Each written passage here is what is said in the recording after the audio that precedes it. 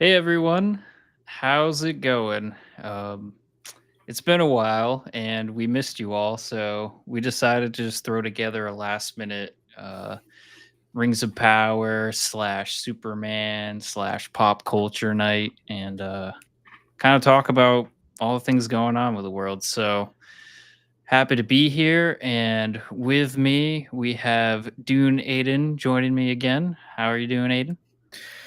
Doing good. I mean, happy to be here. Shiv.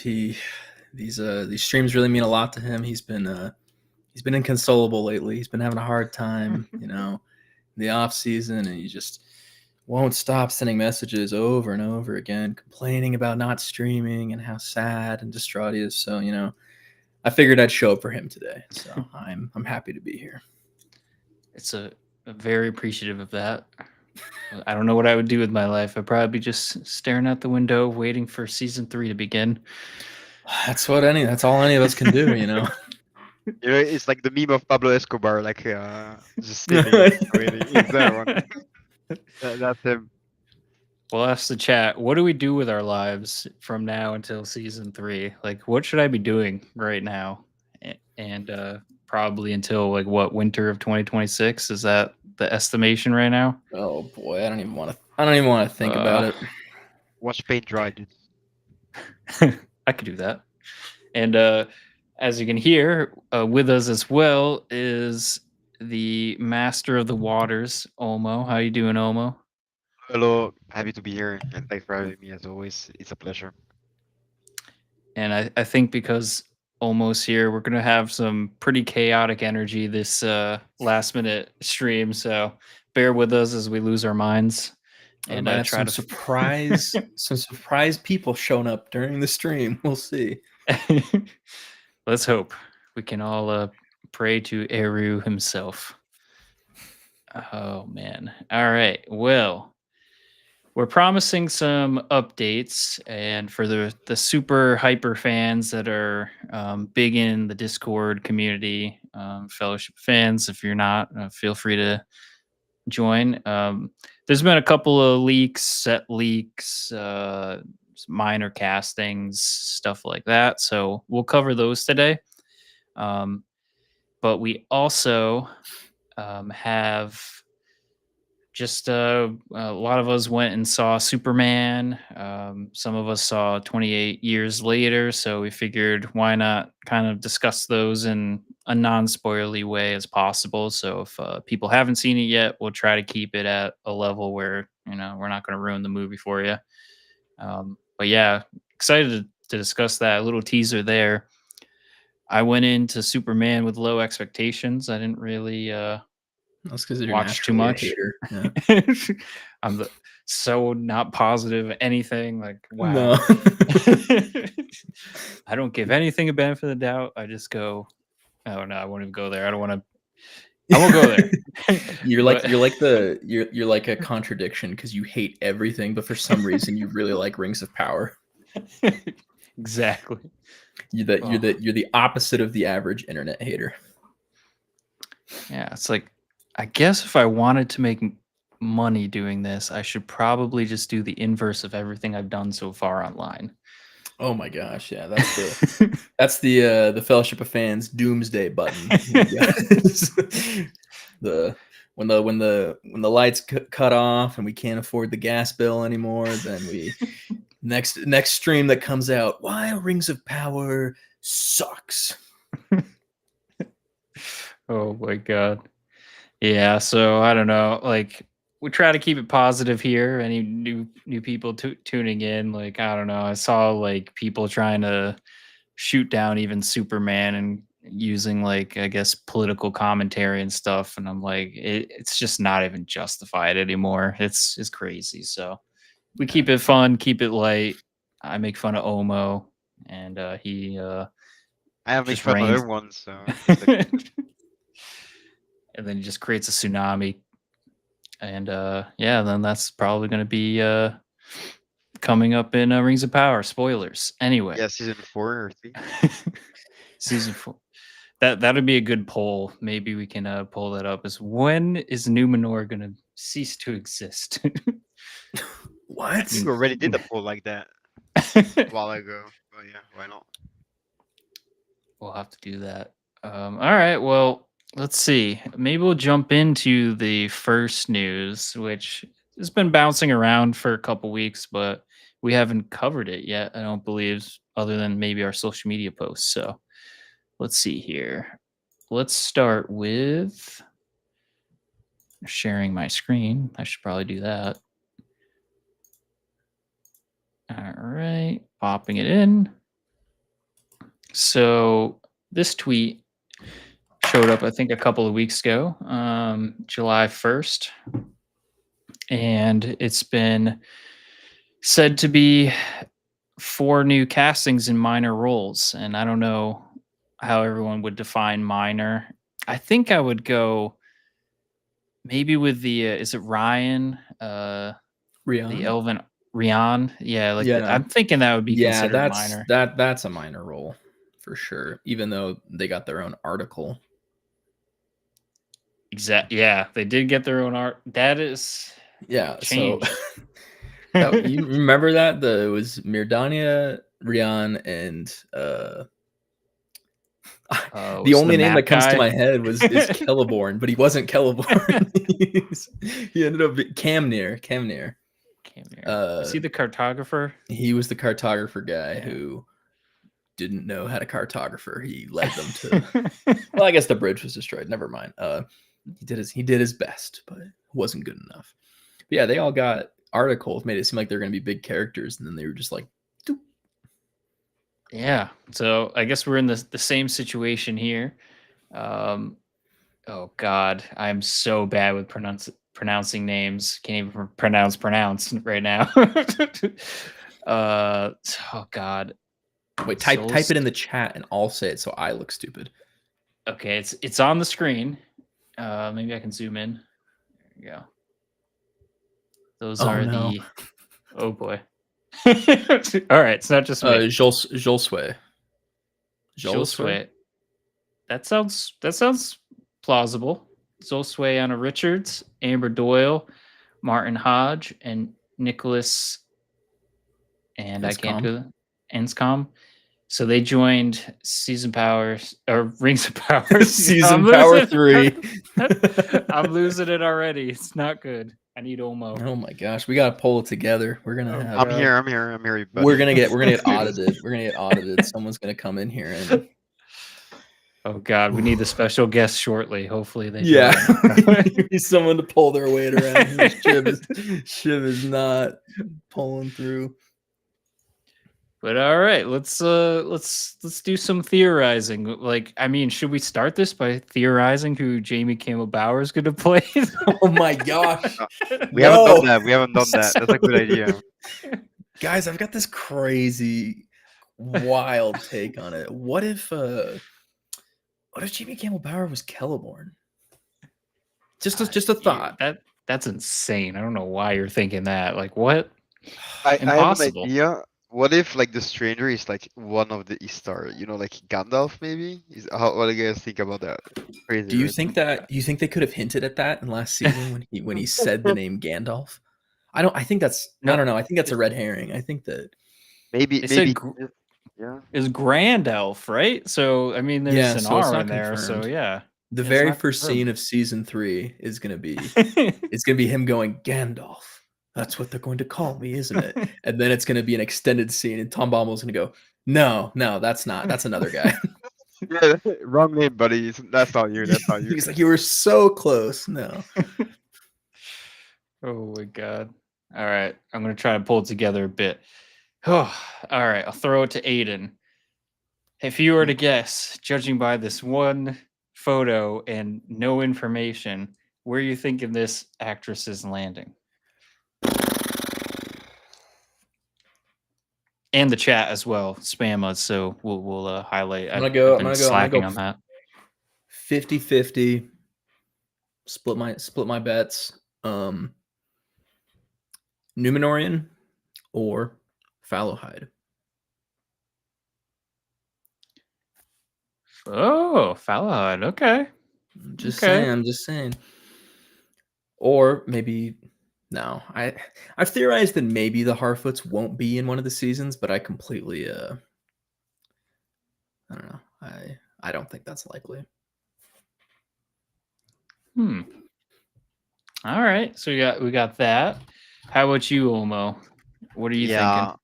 Numenorian 100%. She doesn't have the facial structures to be an elf, so I'm not gonna even suggest that. Maybe she's like one of the she could be one of the two faction of Numenor. Either Muriel's the hairstylist. I forgot the names. Damn it. I'm gonna get slaughtered. The kings. Which one is it? The faithful, and then The there's like the Kingsman. kingsmen. Yeah, there we go. So yeah, Ah. that's the one. All right. I guess I'm going to theorize something else. I'm thinking, I don't know what the group of people would be called, but the people from Pelargir. Is it The Pelargarites. Pelargarians? The Pelargarians. I guess they're still technically the Southlanders. The Southway, they'd be the Southwestlanders now. All right. I'm gonna go with that. We Ataku Senpai. Oh, great to see you. It's She could be. I think that's another thing I need to start thinking about with some of these castings. We've theorized that Kamal, the Easterling, is going to be in this season. I theorized, a couple of us theorized that other casting we got, the guy who voiced one of the Gowdream in season 2, thought that maybe he could be Kamal. If they are doing that, then I think we need to start looking for more characters to play Easterlings. I think that we might see their civilization fleshed out a little bit more in this next season. If that's the case, then there's going to have to be characters who are in that civilization. That's a very fair point. Or it could just be still the 3 riders make up all the entire nation of Easterlings. Oh boy. Yeah. I think that's what if likely. They have the Mandalorian code, they can't take off their masks. Dun dun dun. We'll never know. They very well how does he eat though? How does he eat though? The mask has like a little straw in it. Like one of those like little silly straws. It goes in Middle Earth. He created the straws. No, but I do agree that visiting or seeing the Harads and Kamul and stuff it would be really cool because out of the movies, I mean maybe I'm in the minority here, but I think that the design of the Haradrim, the ones that we see only like for 20 seconds in the second movie, right? When Sam, Gollum, and Frodo they pass by the Black Gate, and you see them with like these amazing outfits, and I was so in love with them, and I wish we could have seen like an entire movie about it, like honestly. So I hope that we get to see more of that because they're mean looking, they're good looking, and yeah, I like that. Well, that's one of the things I love the most about Rings of Power is it gives you these opportunities to experience characters and storylines and flesh out things that Peter Jackson didn't have the chance to in the nature of movies, or even some of the things that Tolkien didn't spend as much time on. Just getting to see more of, I mean, this is the most we've ever seen of Rune in any piece of media, and so that's something that does excite me, is getting to see other artists and creatives explore these realms of that Tolkien devised and kind of put their own spin and say, this is what I think might have been here. This is what I think this culture might have been like, because we really don't know a lot about some of these peoples. Yeah, that's a very fair point. And because we need to make money, I have to counter you now and say we hate everything. We don't care about this show. Oh my gosh. All right, I'll put it back on the rails. The show lost me when they changed Elrond's hair. Tolkien would have never. No, but all jokes aside, I think that's one of the good things about Rings of Power. Even though fans could say, "Oh, it's not the vision that I had in mind," or "I don't like the elves being short-haired or having being like this or like that," or I don't like the way that they styled Gilgalah's hair or gown or whatever. I think that it's very nice to be able to see so much of Middle Earth that otherwise simply would not have been visible for the eyes for us, right? Like Rune isn't something that we get to see, and so many other things. So yeah, that's something cool about it. Yeah. Yeah. I know not everyone was a fan with the portrayal of Tom Bombadil, but just the fact that we got him in like a Yeah. live action setting and got to see more of him, I think is incredibly cool. Like that's something I feel like that is only really allotted to do within the bounds of a TV show where you have the room and space to explore characters like that. Plus, even like I always go back to the prologue in season 1. Like it's very fast, it's hard to see, but there's a shot with multiple Balrogs in a massive battle, like, and then the eagles What? flying. Like, There are Yeah. Balrogs in the background of that shot? yeah, if you look, I remember the Oh, people boy. analyzing the stills and stuff, but yeah, when you see fire in the background, you can see multiple Balrogs. It's crazy, but you have to really zoom in. I know what I'm doing after the stream. Holy cow! I found out something literally just earlier this week, kind of in that same line that blew my mind, which is that Muriel's sword that she wears in the show is Thingol's sword. Oh wow! Yeah. Oh my god, I missed it that was- completely. Well, they never say it, but I saw someone repost an article from Weta Workshop where they talked about the design behind it, and they talked about how that sword had passed from I don't want to say the kingdom is I'm totally spacing the name of the kingdom. I'm such a Silmarillion fraud. It's not Neverast. It's not Nargothrond. It's the other one. Whatever. Is it Doriath? Doriath, yes. Oh yes, wow. Yes.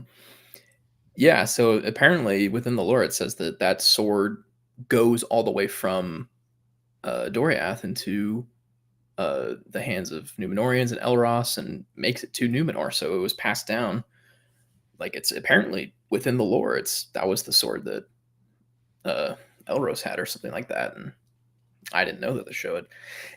That's another thing that drives me crazy about the show is they do stuff like that. And then people still have the gall to sit back and say, oh, the showrunners, they don't care about the lore. They don't know anything about the lore. They don't pay attention or care or respect it. And then there's like little things like that is like only a team that loves Tolkien and like cares about those kind of things. Like if you're just making a Lord of the Rings show, that sword is just Muriel's sword. Ends there, that's the end of it. But when you're making a show based off a work that you love, like I feel like that's where those things come from. It drives me crazy when people are like, oh, they don't care about it. They don't understand it at all. It's just, I don't know, rant aside, but. Exactly. Yeah, a lot of the accusations are just so like out of nowhere, and it's just coming from a place of ignorance, really. So I got to go to the season 1 premiere, and there was a like Q&A after, and you could just hear the passion in the creators. Like they clearly care about the source material. Well, it really does illuminate the problem with the majority of people who hate on it online or make money profiting off of hating it online, is that in order to realize that the creators understand this, you have to do like more than 10 seconds of research. You have to Yes. you have to actually look into a little bit more. Like when you dig into it, you start to realize, oh, like there are things the show has done I don't like. There's been changes they've made that I've struggled with. But I don't for a second believe that any single one of those changes was just willy-nilly. Like they add something about, the apocryphal myth of the Silmaril and the tree and whatever, and Mithril getting created. I don't believe for 1 second that they didn't have a long, long conversation about that, where someone was like, hey, there is no Silmaril in a tree, that doesn't exist. And they sat down and talked about the ramifications of that, why they need to do that for the story. Like, I don't see those decisions as the showrunners just not knowing the history of the Silmarils and just making it up. All those changes, I think, were done for a purpose. And it is just hard because the people who hate on it, I don't feel like are as willing to engage with that side of the show or give it that credit. Yeah, well said. And because we've been ranting, I think we're in trouble now. So I have to Yeah, I read in just the saw principal. the boss is here. Oh no. Hello. How are you guys? I mean, we're trying to make this channel money, so we're just saying everything we hate about everything and seeing where it goes. What some of the We're things you lost said? without your guidance, Harry. We're turning into grifters. What's some of the things you guys have said so far? I don't think I can repeat it without risking monetization being struck. But no, that's fine. You know, it's always great to share a diverse range of opinions. So yes, if it was all just one viewpoint, it wouldn't be really an entertaining discussion anyway. So it's great to see many different avenues, which is great. And so it looks like are we discussing the casting then? Thanks to our friends at Redanian Intelligence, great people over there. Harry, you are so angelic looking right now with that the light in the background. Oh, it's like the Anatar shot right now. I was literally gonna say that. Yeah, it's you just stepped out of the forge. Like, dang. Yeah, it's because my house is getting redone right now. So actually, I'm actually in a really different room. Because if I just move, you see the light will just blind you. So Yeah. I'm just like, it's like an eclipse almost with my head. So yeah. Someone says Harry Tar. Harry Tar. Nice. Gotta highlight that. But around casting, I do have a small update, which is not, I guess, an update, but it's that we have had most of the main casting for Rings of Power. So there isn't going to really be any more for season 2, like big ones. So the biggest one is Jamie Campbell Bower, and of course we got the one who's playing most likely Durin's brother, the one in the announcement with him. Edward Mullen, was that his name? Something along those lines. And then then we've got a few more casting announcements as well. And over the next few weeks, we'll have some interesting updates who to some of them may be. So yeah, stay tuned for that. But yeah, no, I think for season 3, a lot of the casting, so we released some casting a few weeks ago. And then you have got Redanian Intelligence doing some more. And I think the idea, from what I'm understanding, is a lot of them are being split, Elven and Numenorian, this season. So, and one thing I will say is I haven't heard of any Harfoot casting for season 3 at all. So nothing Harfoot related so far, which is an interesting update. My theory could be correct. They might not be in this season. Yes, potentially we'll have to see. But yeah, it's the first time ever for both season 1 and season 2 going into filming. I've never heard anything about a Harfoot related casting, which is, quite peculiar to me because it's a bit out of the norm. But yeah, we shall see. But I thought that's another little interesting thing. And again, yeah. Wow. I'm actually happy to hear that, because if the Harfoots are in season 2, I think that they are, or season 3, sorry, I think they are one of the storylines that has struggled the most from what people have agreed upon in terms of time dedicated to them. And some people complain they get too much screen time, but at the same time they don't get enough because a lot of the characters didn't get to get fleshed out, especially the Stewards in season 2. So if they are in season 3, that actually makes me excited, because it means instead of adding new characters to the cast that we now have to learn about them too, we can really focus in on the Harfoots and the Stewards that we already have and grow a bigger connection with them, rather than all of a sudden now there's 4 more Falahides we need to meet as well. Yeah. Dee's bringing up a good question here.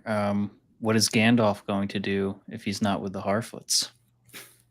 Have you seen those TikToks? It's like my wife's going out for the weekend. You know what that means. Cuts to like the dude just like sitting in the corner, like holding his knees like in the dark. Like that's Gandalf without the Harfoots. He's gonna have a heart. Yeah. Maybe some epic wizard battles, perhaps. Could be cool. Yeah.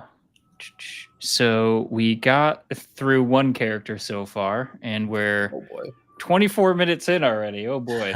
All right. All right, we gotta go That's lightning the round then. SOF way. So we have this actress as well, which I'm assuming is Amber Doyle. And given Harry's recent update with his theory that there may not be Harfoots next season, Oh, that what are means we that Jamie thinking for Campbell her? Bower can't be a Harfoot. Oh no. Dun dun dun. That leaves only so one difficult. thing. He's Yeah, Gandalf. dwarf. Oh, Oh boy. We're losing it. All right. Back on the rails. Let's see. I'll throw it to Omo because he's been pretty quiet. What are you thinking? Where is this actress landing in season 3? Damn, that's a rough choice to make. Like, I feel like saying Numenorians is gonna be too easy because we're gonna put them all in Numenor. But what's the Haven Port city thingy called where Theo is? Pelargir? Yeah, that one. I feel like she might be one of those people, maybe, or an elf. Interesting. Oh, an elf. I can see that too. How about you, Aiden? yeah. I mean, with the added context that that Harry brought in, saying that most of the new cast is split between Numenorians and elves, I could see this being a Numenorian or an elf, but I'm just,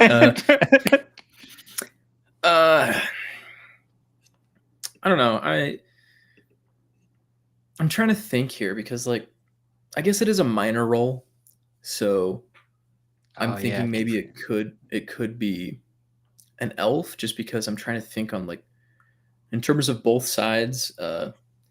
The elves lost a lot of minor role characters last season, so I could see them adding more minor elf characters to kind of fill the gaps of Rian and I can't remember his name.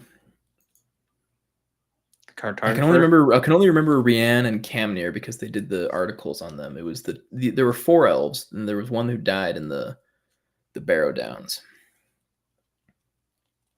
So maybe. Yeah. Also, I think- there's one thing I actually did want to reiterate. So, not reiterate. Sorry, clarify. So, yeah, most of the castings have been, well, I've understood it was, sorry, pardon me, elves and Numenorians. But the other ones that we saw, there was a few for magical. It just had magical, so magic next to it. So there's in some casting something magic related, but it could be really more sure. cultists. Could be. So yeah, Rune? that's the ones we've seen have been Elven, Numenorian, and magic.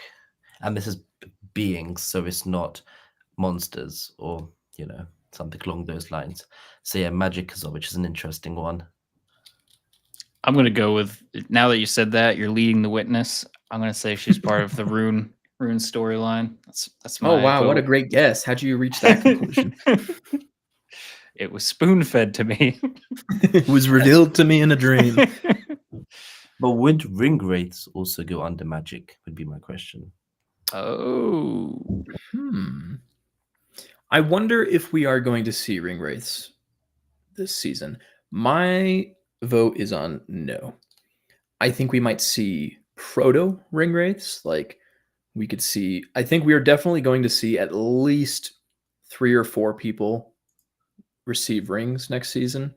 If not, all 9 rings get divvied out. I'm personally kind of leaning on the side that the rings are going to get divvied out kind of slowly over the course of the next few seasons, but I don't think any of them are going to fully turn into ring wraiths until like season 5, if I had to guess. I could see it being a climax of this season, but yeah, or maybe the start of people getting corrupted. Yeah. Mm-hmm. But yeah, you're probably right. It's probably gonna be a little bit later. That's a good point. All right. Well, let's see. We got 2 more. This guy. I thought this guy was the actor from Wheel of Time, but apparently he's not. He looks similar.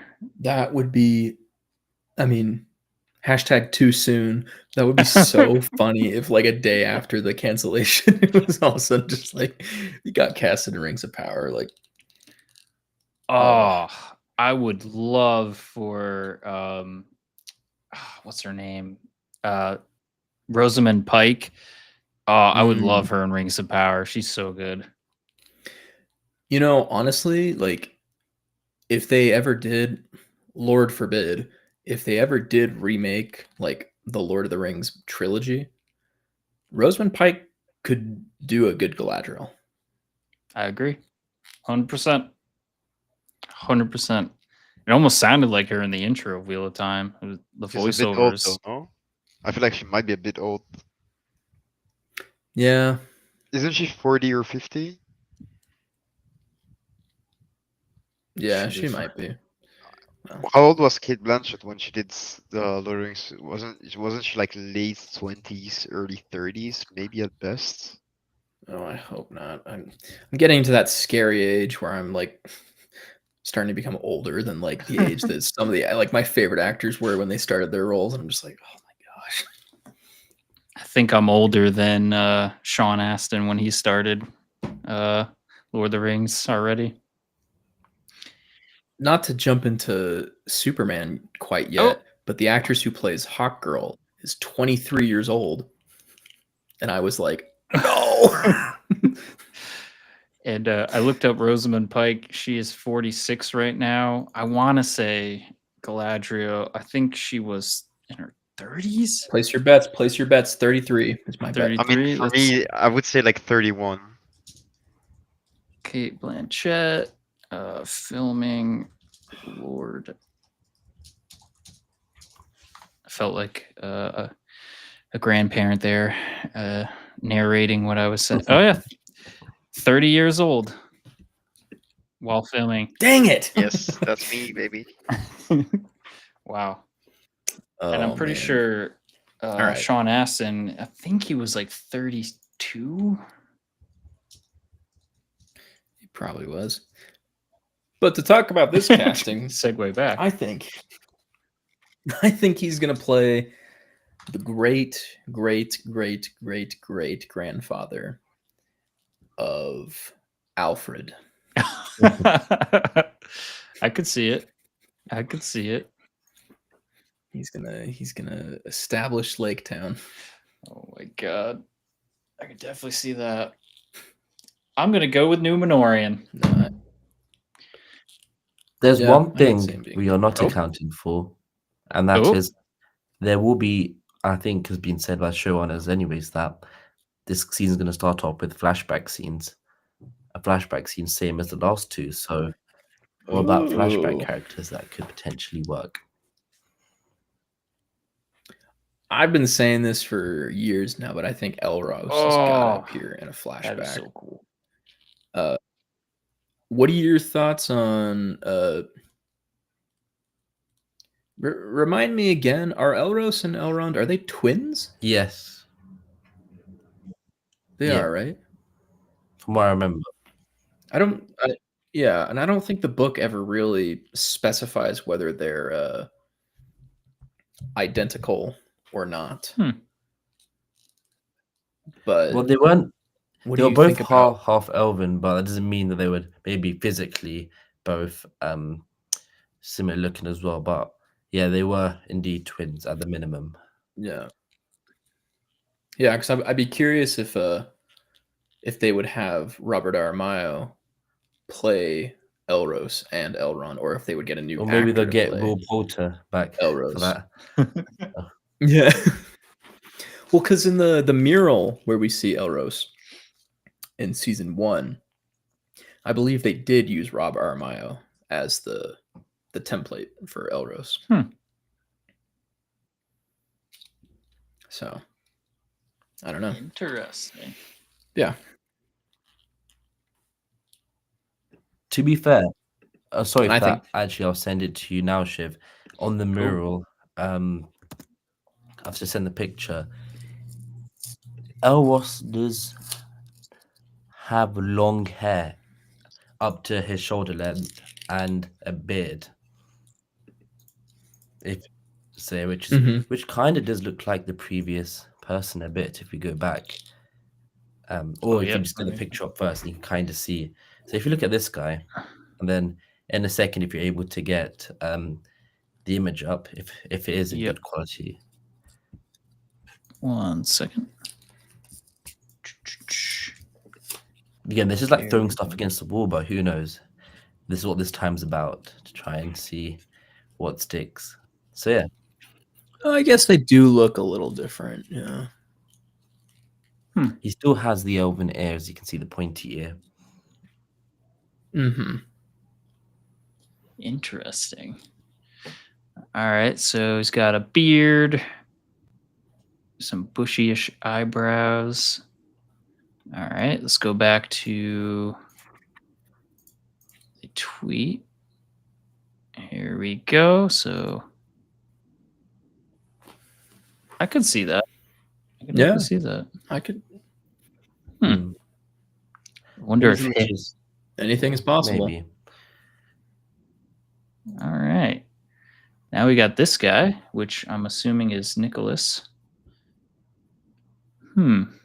Anything pop in your mind when you first see this image?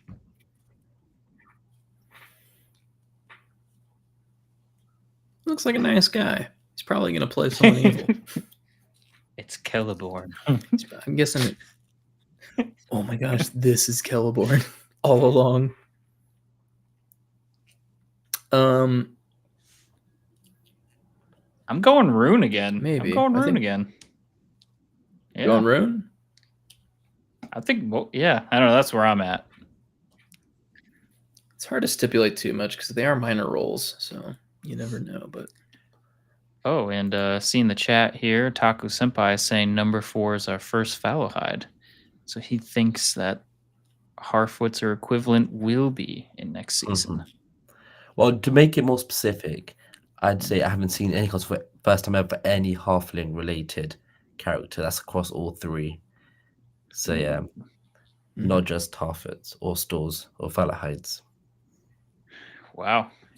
I guess if the theory right now is no additional Harfoots, etc. in season 3, I think it's fair to say that Falahides will show up in this show. Like, I feel like they just have to do that. When do you think that would be? Are we thinking final season as like a segue into the Shire, or could it be next season? Season 4. I think it's incredibly obvious that the 5-season arc for Nori is finding the Shire. Timeline wise, doesn't really add up, but we've already talked about it at length, how the timeline for this show is kind of all happening at the same time, which doesn't really bother me. I think it is all, I don't know. I've never understood why people get so upset or perturbed by that, because the hobbits founding the Shire 2,000 years before they're supposed to in a show like this, like, doesn't really have any reverberations or impacts on the rest of the story. It's not like you're telling a story about the Silmarillion and Gondor exists over in the other corner. Like, that is like, okay, those things should not be happening at the same time. But like, when the hobbits just live there and don't really bother anyone and don't really do anything important up until the Third Age, I think like those specifications of like how long they've been around really does just become it's just a number at that point. It's not really a plot point. And I see. So I just wanted to jump in quickly to the previous Elros 01 flashback.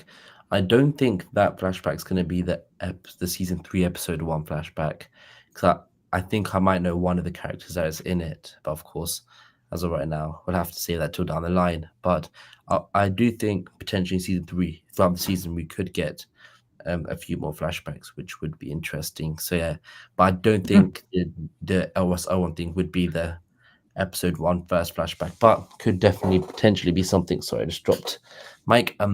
Something throughout the season. So yeah, sorry, just a segue to the side. Okay, Nice. So And, is that t- a confirmation then that season 3 is in fact going to start with a prologue? Did they already say that? I feel like I remember hearing that. Oh, well, I hope they've said that. Oh, But I think they have the flash. I think I've heard that before. I feel like I've heard them say Okay, that that's good. before. 'Cause I've I feel like I definitely heard remember. that as well. I feel like I remember in an interview when they were talking about the season 2 prologue. I feel like I remember them saying that the idea was to start off each season with a different prologue. Mhm. Yeah, Nice. about season 3 definitely does have one to start off with. So at the minimum, I just know that as a base value, which is it's always exciting to start off with those. But I think it might have been actually in Barking's Reddit thread interview where they did say that as well. So there's that. Yeah. Nice. So I just don't get in trouble. There you go. Fair warning so you out there.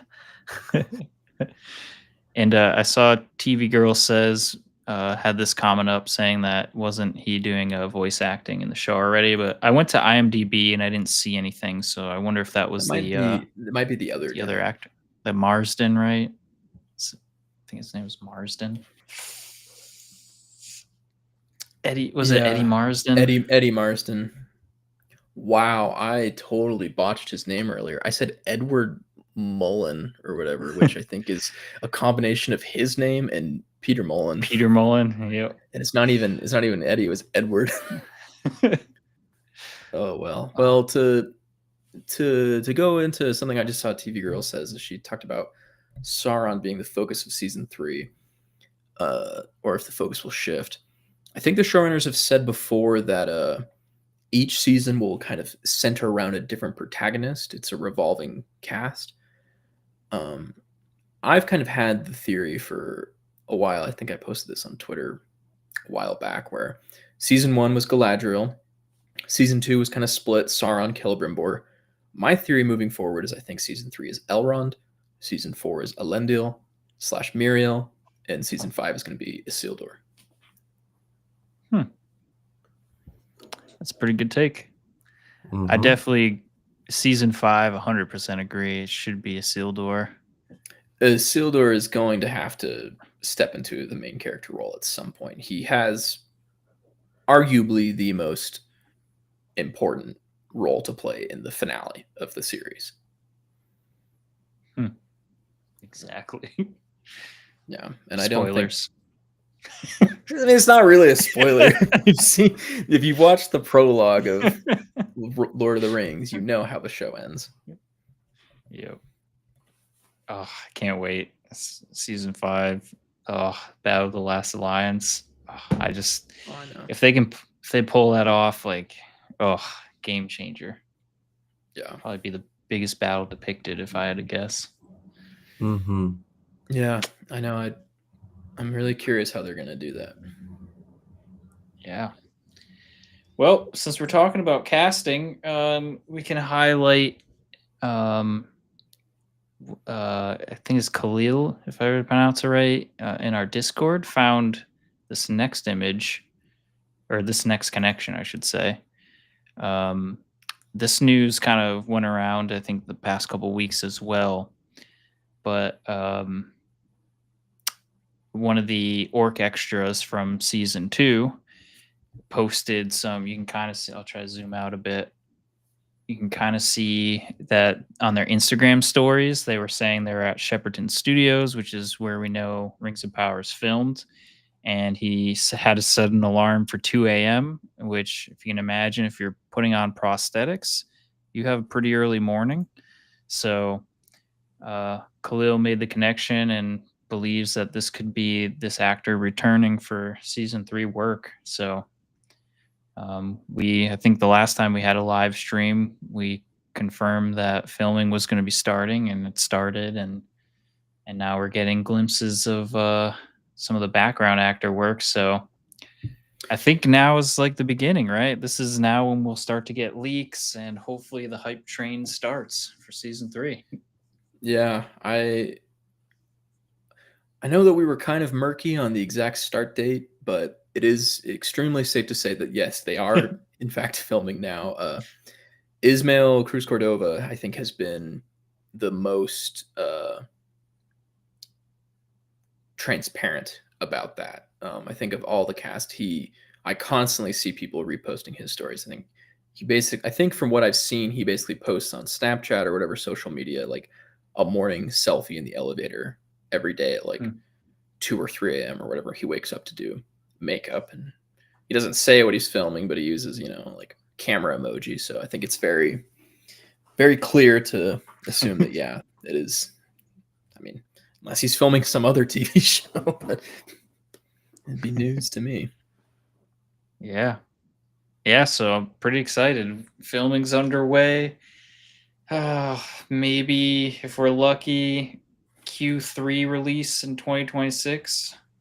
So got a little ways to go, but yeah, excited, very excited. I don't know. Now, do you guys want to? We have like one more set leak we can talk about, but maybe we save that to the end. If you guys want to transition to a quick thing for Hunt for Gollum, I'll put that up. So this is going to look different than normal for us. I'm going to share this tab. So it looks like a gossip, one of those gossip websites. Oh no, Katy Perry and Orlando Bloom broke up. What's next? But in this article, it looks like we have another guest in the chat. Interesting. Oh boy, we have so many people. Hello, Varking. What's up, guys? It's so great to see you. It is nice to be on. Tried to get home as quick as I could.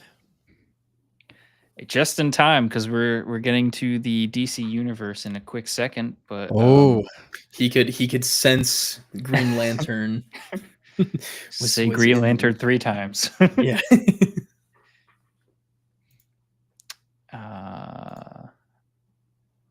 Okay, and so where were we?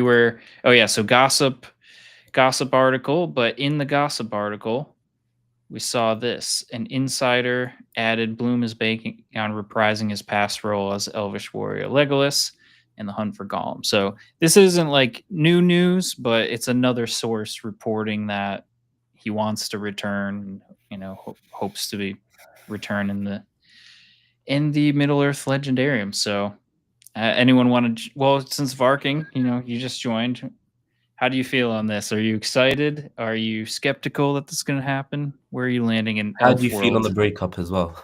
Yes. Yeah. Well, okay, let's sleep? start there. I'm a little bit hurt, because in Hollywood, most couples don't last a long time. I feel like these two did hang in there for quite some time.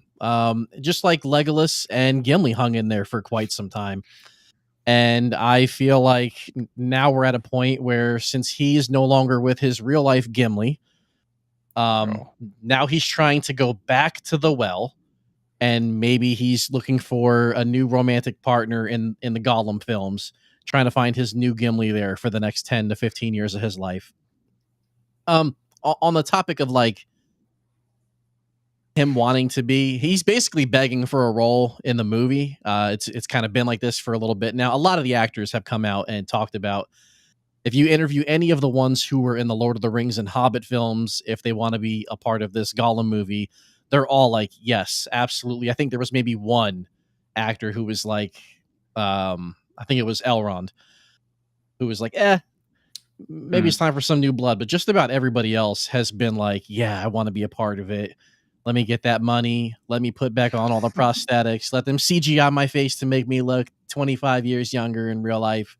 Whatever you've got to do to get me back on it, I want to be a part of it.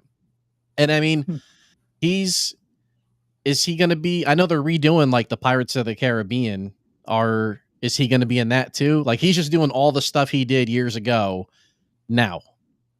The Harrison Ford treatment, going back, reviving all of his franchises. Yeah, nice. Get after it, bro. Yeah, I'm not going to Yeah, complain. I but- like But Legolas. Harrison Ford also did other stuff in the That- meantime. I think that's the problem with Orlando Bloom is he hasn't really done anything since then. He's in a new movie, I think that was on Prime Video, maybe. It's like a thing where he is an improv actor, but they end up using them for like the police force or the FBI or something.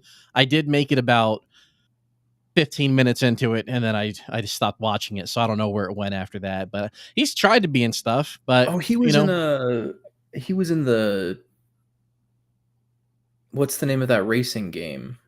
They made a movie about it, about like the kid who's really good at a racing game, and then he got to actually like drive in F1. Gran or something. Turismo. Gran Turismo, yeah. Yeah. He was in that. Yeah. He's also in Ah. Kingdom of Heaven, if anyone remembers how great that was. That movie. I remember that. Oh, he was in Black Hawk Down. I totally forgot about that. yeah, Orlando- many moons ago. Yeah, that's fair. Yeah. Let's revive Black Hawk Down. We need a sequel. Oh god. Sorry. Yeah. That is fair. I think now that Varking's here though, we should jump into the DC universe. And before we lose everyone, we have another set leak that we're gonna talk about at the end. So we'll try to keep it as spoilerly free as possible. Like we'll just talk about things that are referenced in the trailer and stuff like that. But we'll keep it high level. Cool. And I'll also be popping out for a bit now, but I know it's great doing this again and being with everyone. And yeah, thank you, Shiv, Aiden, and Ulmo for spearheading this. And yeah, I need to still see this movie. I was actually meant to see it today, but I'm gonna try. Oh, You gotta get out there. That's what I'm Look, saying. That's why I have to leave. He joined the stream instead of going to see Superman. That's how much he loves FOF, What a man. I Appreciate the wish dedication. when I grow up I want to be like Harry. right? Later, bro. all right, everyone, stop watching our stream and go watch Superman right now. Right now, go get your tickets. They're on Harry. Yeah. Yeah, so Superman, maybe before we dive into like favorite things that happen in the movie, like keeping it high level, what were your expectations going into the movie? Like, were you eating up all the promotional materials, super hyper focused, and did you have high hopes, low hopes? We'll go down the list for this because I think so. Who do we have? Varking, who's seen it? Aiden's seen it. Olmo, did you see it? Nope. No. Not yet. Okay, so we'll get his We'll like. start What with is he? Olmo. Yeah. What was your favorite scene? The one where there's kryptonite and where he uses lasers and he's not killable because he comes from a different planet. So There you go. That's So my you favorite. have seen the movie. He's got You Superman in a watched- nutshell. Wait a second. Oh, awesome. Well, we'll start top down from my view. So that starts with Aiden. What was your expectations going into this? Were you super hyped? Were you just kind of yeah? I mean, Where do you land? I was pretty excited. I've never understood why there was so much like doubt or mistrust in James Gunn. As far as I'm concerned, he's never delivered a bad comic book project. So Hmm. I was pretty optimistic. I was pretty excited about it. The only thing that I saw that was like a valid concern was some people thought he was going to make it feel like a Guardians of the Galaxy movie and that he wasn't going to be able to do the tone of Superman justice. He was going to make it very cynical.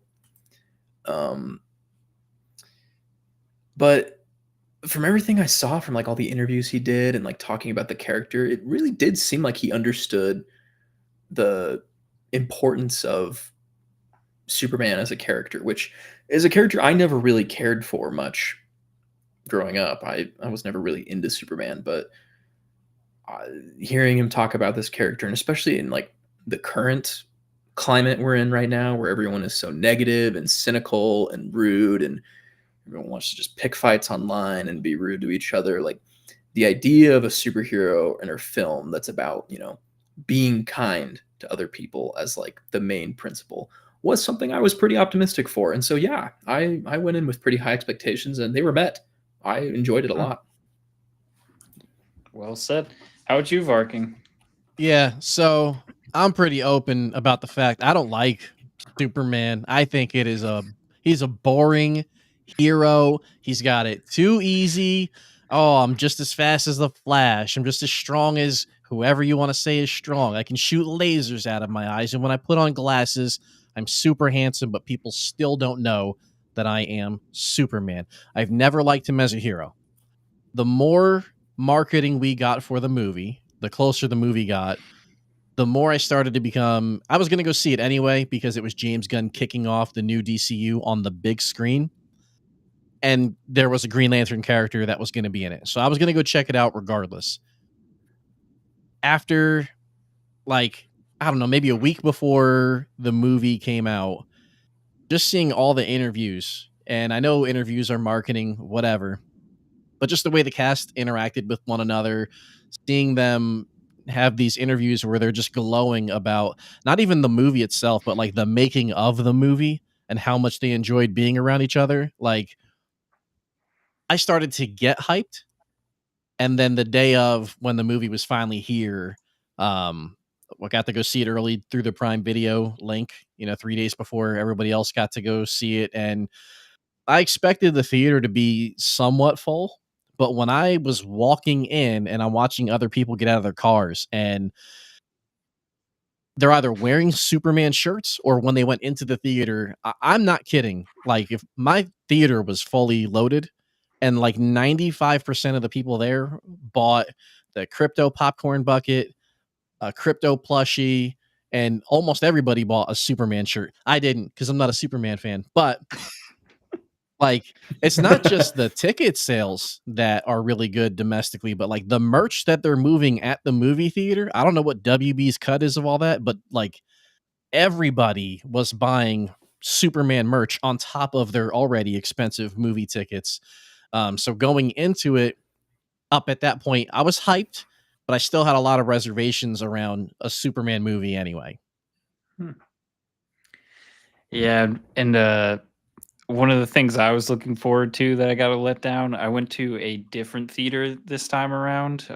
There's like a handful sprinkled around my house, and I was so hyped because I wanted to see the Odyssey trailer.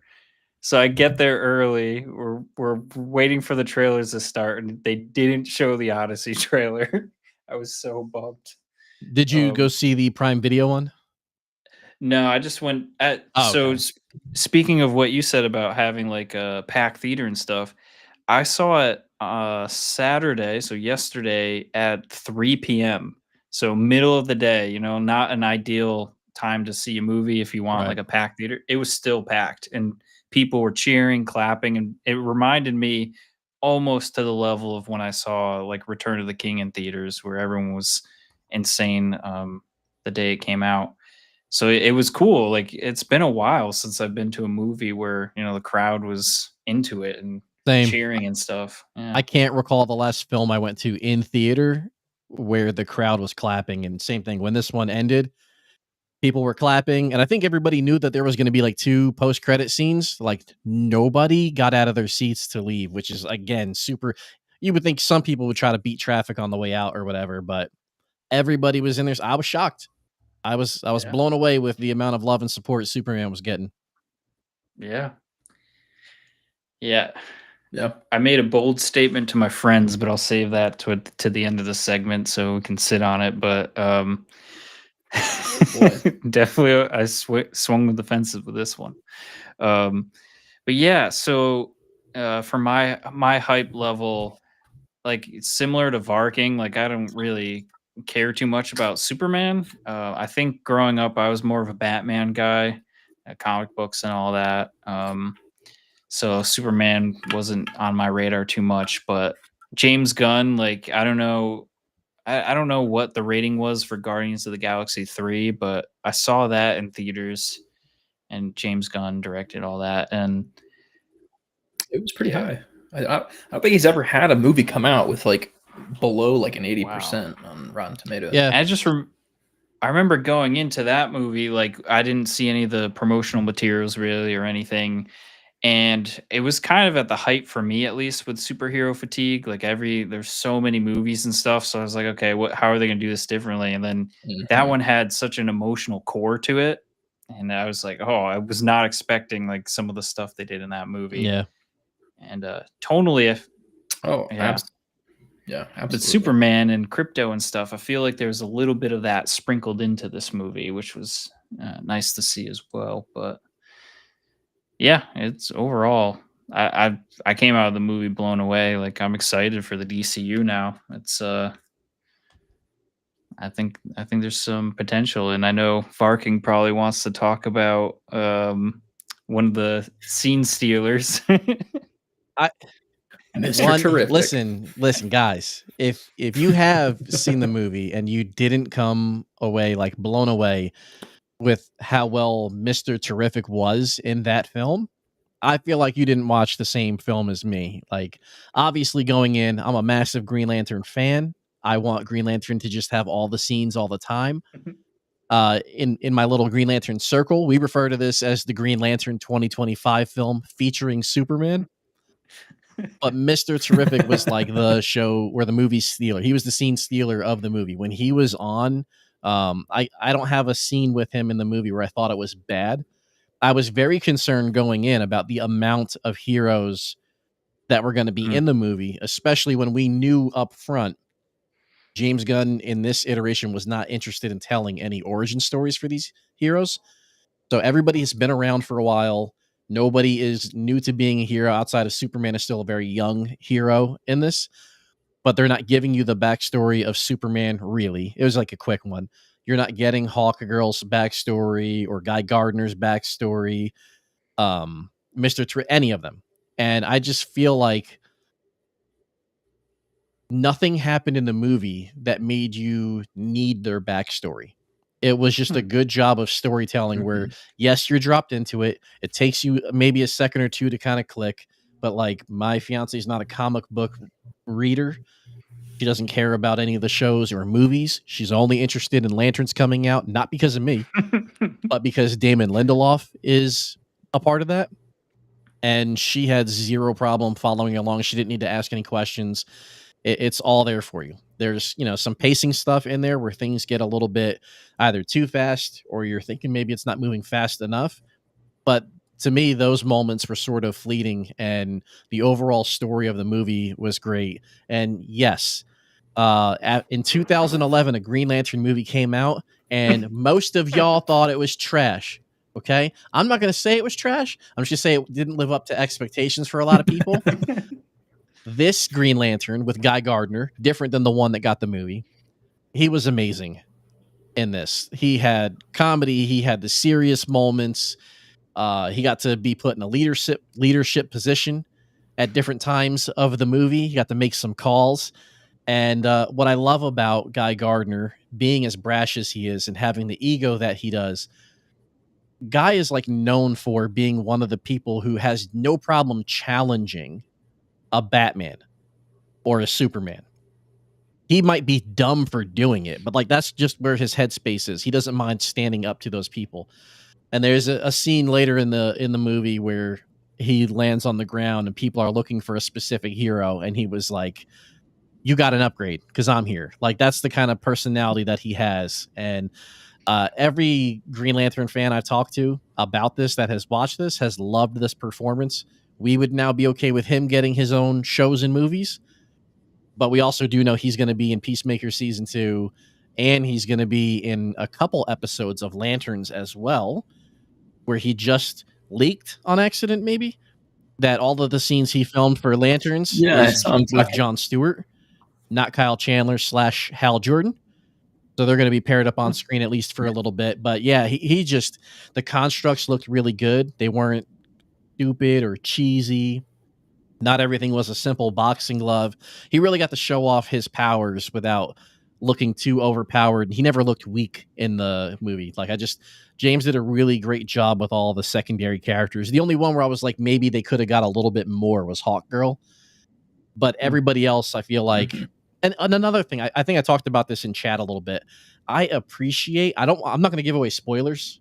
I don't know if we're not doing that on this, but I like the fact that there are a lot of tropes in Hollywood for things like using the girlfriend to get to the guy, or if a villain has a gun with one bullet in it, he spins the thing and he pulls the trigger and the bullet doesn't come out. And then the hero is debating, should I jump in or should I not? And he does it until all 5 have gone by. And then the last one, right before he pulls the trigger and you know the guy's going to die, the hero will be like, no way. I just like that James wrote this in a way where a lot of these things that you would expect to be happening aren't the way that things play out in the movie. And I can really appreciate that. And I love me a baby kaiju. I love me a little baby alien. It made me think of my baby. So the movie hit all the right notes for me. And I don't, you said you had a controversial take. Mine is that this is, to me, in my adulthood, this is the best Superman movie I've ever seen. It is the first one where I sat down, watched it start to finish, and I was like, yeah, I can get on board with Superman right now. Yeah. No, I 100% agree with that. I mean, I think I share the exact same opinions you both aired about Superman, and kind of, growing up, I was the same way. I found him very boring. I found him very bland. He was just the nice, regular superhero. And I think as I've gotten older and like seen how, cruel the world is, the idea of a superhero who like his power is his dedication towards being a good person is something that resonates with me now. And as somebody who got into content creation out of a frustration towards the negativity that I saw online and how many people just turned fandom spaces into shouting matches and used hate and rage baiting tactics to move a point, to see a movie, at one of the highest levels where all these people are going to see it, which reiterates, that point that like I've been trying to fight for, and says it in such a cool way, which is that, being kind is punk rock. Like in a world full of everyone who just wants to complain and be rude and cynical, the most you can do to rebel against society is to be a good person, is to be kind. And like, that is such a cool message. And I love seeing a movie reiterate that. And I think that I've never seen a movie that has a built-in defense mechanism stronger than this movie. And I don't want to get too into spoilers, but there is a scene where they're going through an area and you see it's not too much of spoilers, but you see like a monkey on a typewriter. And that is the easiest defense against anything you could possibly see. Like all you have to do when you see people like saying like take someone complaining about, Rings of Power or Superman online. All you have to do is just quote tweet them and post a picture of a monkey on a typewriter and you win. Like it's so good. Yeah. I got to figure out how to word this without being too controversial, but kind of jumping off of what you said, like I'm hoping that culture is kind of taking a different shift now, and Superman might be, the starting point for this. Cause I saw hate comments trying to like, people use woke as like, they're trying to use it as a derogatory term, blah, blah, blah. So like, oh, this new Superman movie's woke. Like, what does that even mean? And like, no, it wasn't. It's literally like every other Superman movie that's come out. Yes, granted, the writing was so much better and stuff like that, but it's like, why? And like, you're seeing like everyone else is pushing back on that. They're like, no, it's not. And like, look at the ratings. This thing is amazing. So like, I feel like people are starting to lose that like power they once had with all that hate. Like I'm hoping this is the turning point for our culture. Oh yeah. The idea that the new counterculture, like I said, the idea that the new counterculture is being a good person is such a cool concept, and I really hope it sticks. I've already been seeing a lot of people talk about it online about what a cool thesis for a movie to be like, actually the best thing you can do to like rebel against society is to just be a good person, is so freaking cool. And I hope it sticks, because frankly, we need more nice people in the world. We need less hate and divisiveness and people just picking fights over things that don't matter. So Yeah, I I really think there like was a the movie. quote by the Rings of Power showrunners before season 1 when they were talking about what they wanted Rings of Power to be, and people were comparing, obviously, like the big show that everybody wanted to be compared to was Game of Thrones because of the ratings that it got and how many viewers. Mhm. And I think people were referring to it as peak bleak, where it was like it's the top Yes, of the yes, I line remember for that. like dark storytelling, and that they wanted to be like a more lighter, more vulnerable show compared to like what that is. They want the show to be more about hope and that type of Hmm. thing. And when I'm watching Superman and the marketing leading up to the movie and then what the reaction online has been for it, I feel like this has sort of taken that on where these darker movies, especially that DC does, and things are much more gloom and doom and they're filmed much like this is bright. It was colorful. There were funny jokes. There was intimate moments there. They had a mix of everything, but like the theme all throughout this was hope. I'm a sentimental guy. I'm very Italian, so I let my emotions show sometimes. And like one of the things that I loved is, without giving a spoiler, Superman has to go through something early on in the movie, and in the background they're playing audio from people he cares for. And at the end of the movie, he's back in the same spot and they're playing audio from people he cares for, but it's no longer the old audio and video. It's this new one.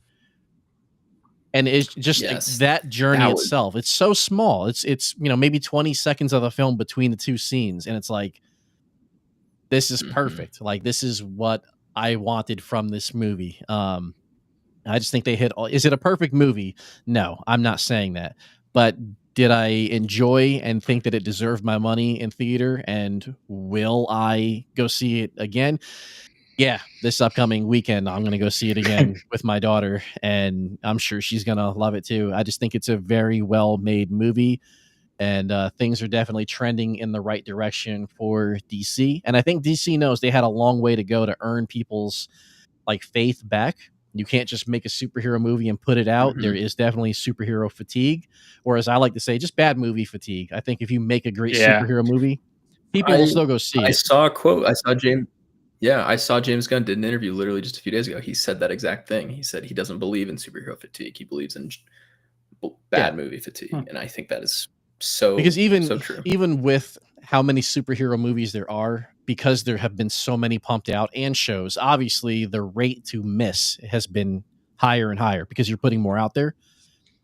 And despite that, Yeah. when you do put out a good one, people will find a way to stream it or they'll go to the movie theater and watch it if it's good and people feel good about it and they tell their friends, their family, and they're talking about it online. And the discourse around this movie, for the most part, like when I log into Threads every day and I just do the little search for the hashtag of Superman, like 99% of all the posts I'm seeing on there are just people posting about how much they love the movie, and with all that, just different plot points in there. Like, people are asking about, hey, this thing that happened in the movie, I don't really understand what was happening. And instead of seeing people like attack somebody and be like, how did you miss that? It's been like, again, just 99% of the replies to that person are explaining what happened, like without being mean, without being rude or talking down. Like, I was like, is this really the superhero fandom right now? Like, this is so different than what it was just a couple years ago. Like, I'm very proud of the fandom right now. Yeah.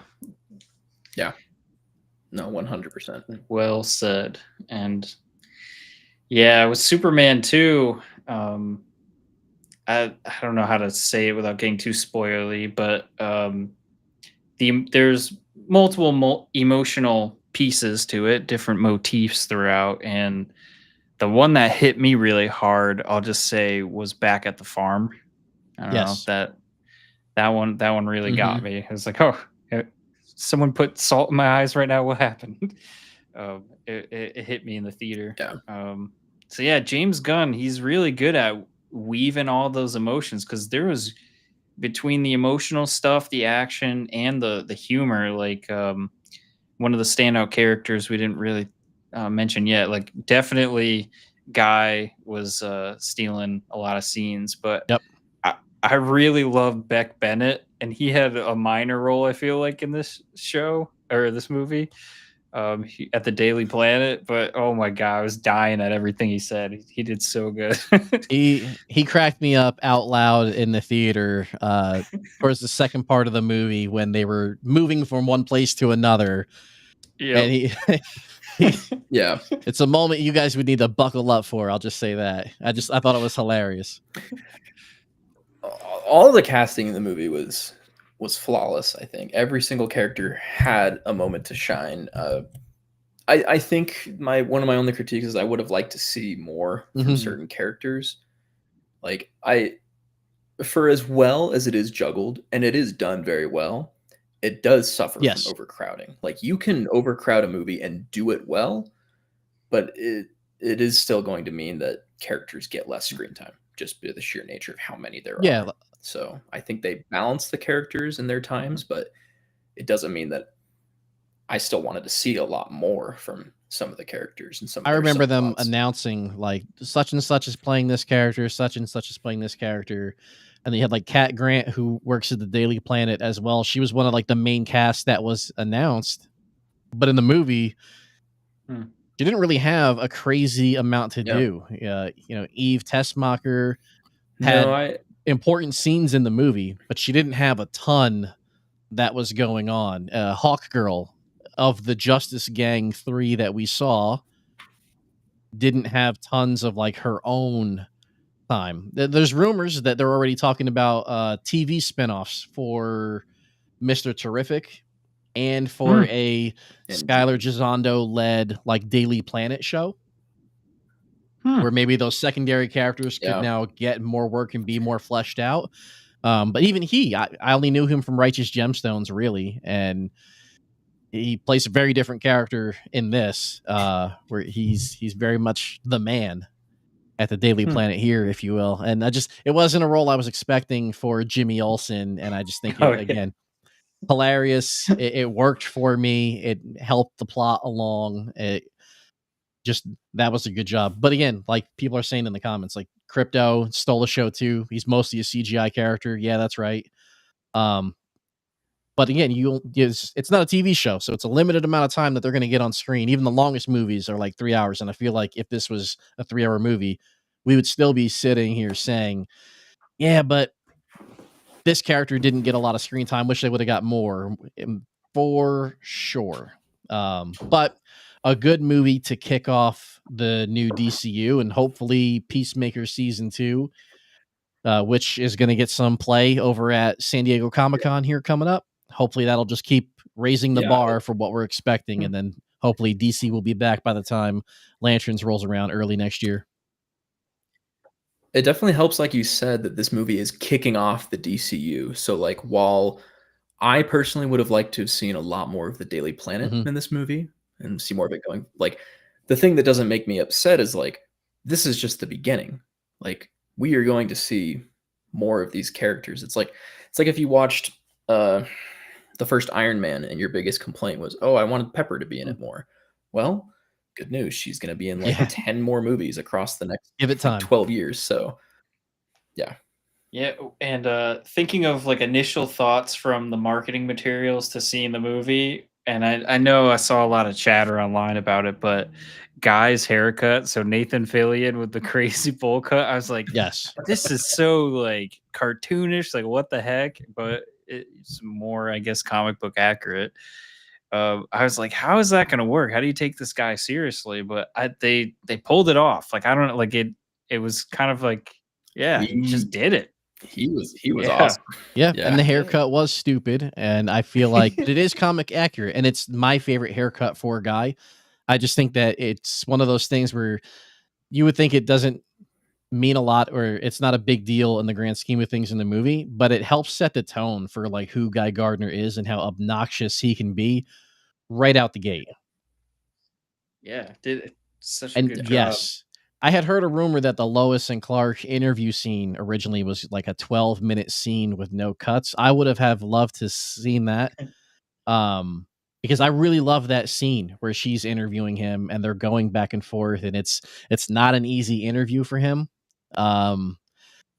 One of my moments where I laughed the hardest in the movie is during that, when she was like, "How do you think this is going right now?" And he's like, "Well, I think I'm doing fine." And I was just like, "Oh God, this is me and my fiance. I think I'm doing good when I'm clearly not." That was another thing that, like, people complain about the James Gunnisms, and I think that scene and the farm scene were perfect examples of how he has grown as a writer and was willing to sacrifice his typical style in service of a greater movie, because both of those scenes in a Guardians of the Galaxy movie would have ended with a joke. Like, Oh yeah, especially like the scene at the farm with, him and his dad talking. Like, if that was a Guardians of the Galaxy movie, 100% the scene would have ended with some joke or some throwaway line, but instead they just let you sit in it and feel it. And they don't ever detract from the message. Like, that's something he did a lot in the movie. And I think it made it all the better for it. and Yeah. if this was a truly woke movie in the worst way possible, at some point in the movie you would have had Lois doing spin kicks and punching people in the face and causing a bunch of damage and getting her licks in on some of the villains. Then you would think there's no way she can damage them. That wasn't her role in the movie at all. Like, I don't know. And I she just was feel like, still awesome though. Like, yes, Yeah. she still got Yeah. it done. She still helped out. She's a huge part of the plot. I don't know where all the craziness comes from in that conversation. And for the most part online, like, even people who are saying it's not a great movie, they'll point out like a few flaws that they found that they didn't like about X, Y, or Z in the movie, but they'll still say they enjoyed the movie. And I Yeah. think, again, if it's one of the few movies I've been to recently where I would absolutely recommend you go see it in a theater. mhm. And I don't do that often because I personally don't enjoy spending a lot of money at the movie theater. And I know that when I go back this weekend, I'm buying a damn crypto popcorn bucket. But it's definitely, in today's society where we could all use a little bit more hope and positivity, I think it's definitely a movie that you should check out. And even if you don't love the movie, I think you'll still come away with it feeling pretty good by the time that it's over. Yep. Yeah. I think like a good segue before we go into like the next movie and before the Rings of Power news, is there's a connection between this movie and Tolkien. Nicholas Holt, he played Tolkien in his biopic. That's Yeah. true. And so there we go. And he was actually, I don't know why I shouldn't have been nervous, but like when I saw image of his Lex Luthor, I'm like, oh, can he play a bad guy? Like I couldn't, because I've seen him in a couple things and I couldn't place him on it, but he did a really good job as Lex Luthor, and like I Yeah. was blown away. Really good he was job. one of the standouts for sure. Yeah. And everybody has their favorite Lex Luthor. One of my shorts that still today gets commented on every single day is about Lex Luthor interviewing a Lex Luthor in a podcast. And for the shoes that he had to fill, the dude did an amazing job. Like he made me hate him in this movie very easily, and it really didn't, like, I never wavered in that. I didn't get this whole like, oh well, he's a complicated bad guy where he's doing this thing, but he thinks like he's doing what he wants because he hates Superman and he doesn't like the attention that Superman is getting. Not Headcourt / Blue Beetle, but one of the former Blue Beetle characters is playing Silver Scarab in the current Green Lantern comic run, like number Ooh. Green Lantern 21 or 22. So Otaku, if you haven't seen that yet, might want to look into that. He's been in a couple issues. Not to pitch Green Lantern stuff, but I'll pitch Green Lantern stuff all day. But yeah, old Tolkien made a good villain here in this movie. Yeah. That's what Yeah, happens to Tolkien when you cut down too many trees. Yeah, I feel like in the writing Lex Luthor. they did such a good job of making him a villain this time around. Like it was perfectly executed in my opinion. Like I don't know how to get into it without getting too spoilery, but I'll just say like the selfie storyline. Yeah. I like that kind of gave him a little bit of like a tinge to it. He has a monologue in the movie where I won't spoil too much about it, and not just because I can't recite it because I've only seen the movie once, but Superman basically accuses him of being envious of him, and he goes Yeah. into this long monologue about envy, and he's like, "Yes, I am envious," and then I can't recite the thing, I don't Yeah. remember it, but I just remember like that's such a good moment, and he turns envy into this like degrading term and like restructures it into why envy is like a fuel for him, why it's a strength for him. And it's so like, I don't want to say that was the moment that sold me on him because it's near the end of the movie and I was already sold on him by that point. But like that was, I think that sent him over the edge. And for again, me. that goes against what is the predictable thing, because the villain in that 9 times out of 10 in any other show or movie would deny being envious at all. And no way, envious of you, like you're this out, like and again, they lean into it. He's like, heck yeah, I'm envious. Like, oh, it was so good. It's so good. Yeah, I definitely want to. This is a movie I want to, like you said, I want to go next weekend, see it again. It's so good. I know that this is early and stupid, but go see it in theater. But I also can't wait for it to hit streaming so that people can do like mini watch-alongs, and you can watch like streamers, watching it for their first time if they didn't see it in theater, along with other people, and being able to like live comment and just like as the movie goes. I think that'll be another cool experience for people. Yeah. Mm-hmm. And to throw another, so we tied in Lord of the Rings, Tolkien, and all that. Another tie-in I can make quickly before we jump to the next movie. Alan Turing, I think is how you pronounce his last name. He's in it as well, playing a robot, and he played a robot in Andor. And Alan Yeah. Tudyk? yeah, yep, Yeah, he played K2SO in yep. and they both kind of had similar personalities. They were both kind of like very like macabre. Those robots were a lot of serious robots. Yeah, and they were practical too. He also they built those like robots. He also does the voice of a character in Creature Commandos. If you haven't seen that, he also did the voice for Clayface in Creature Commandos, but he will not be Clayface in the upcoming $60 million or $40 million rated R horror movie that DC will be doing for Clayface. Whoa. Nice. So we're getting a little dark in the DC universe still, so that's good. Before we end this, I just want to put my piece out into the universe and say, as foolish as it may be, I really, really, really want Matt Reeves' Batman universe to coincide with this one. I think after seeing this movie, I want to see David Cornsweet and Robert Pattinson on the screen together. I think they would be the perfect Superman and Batman duo. I see both sides of the argument for and against combining them. Yep. But for me, the only reason I wouldn't want them combined is because I really...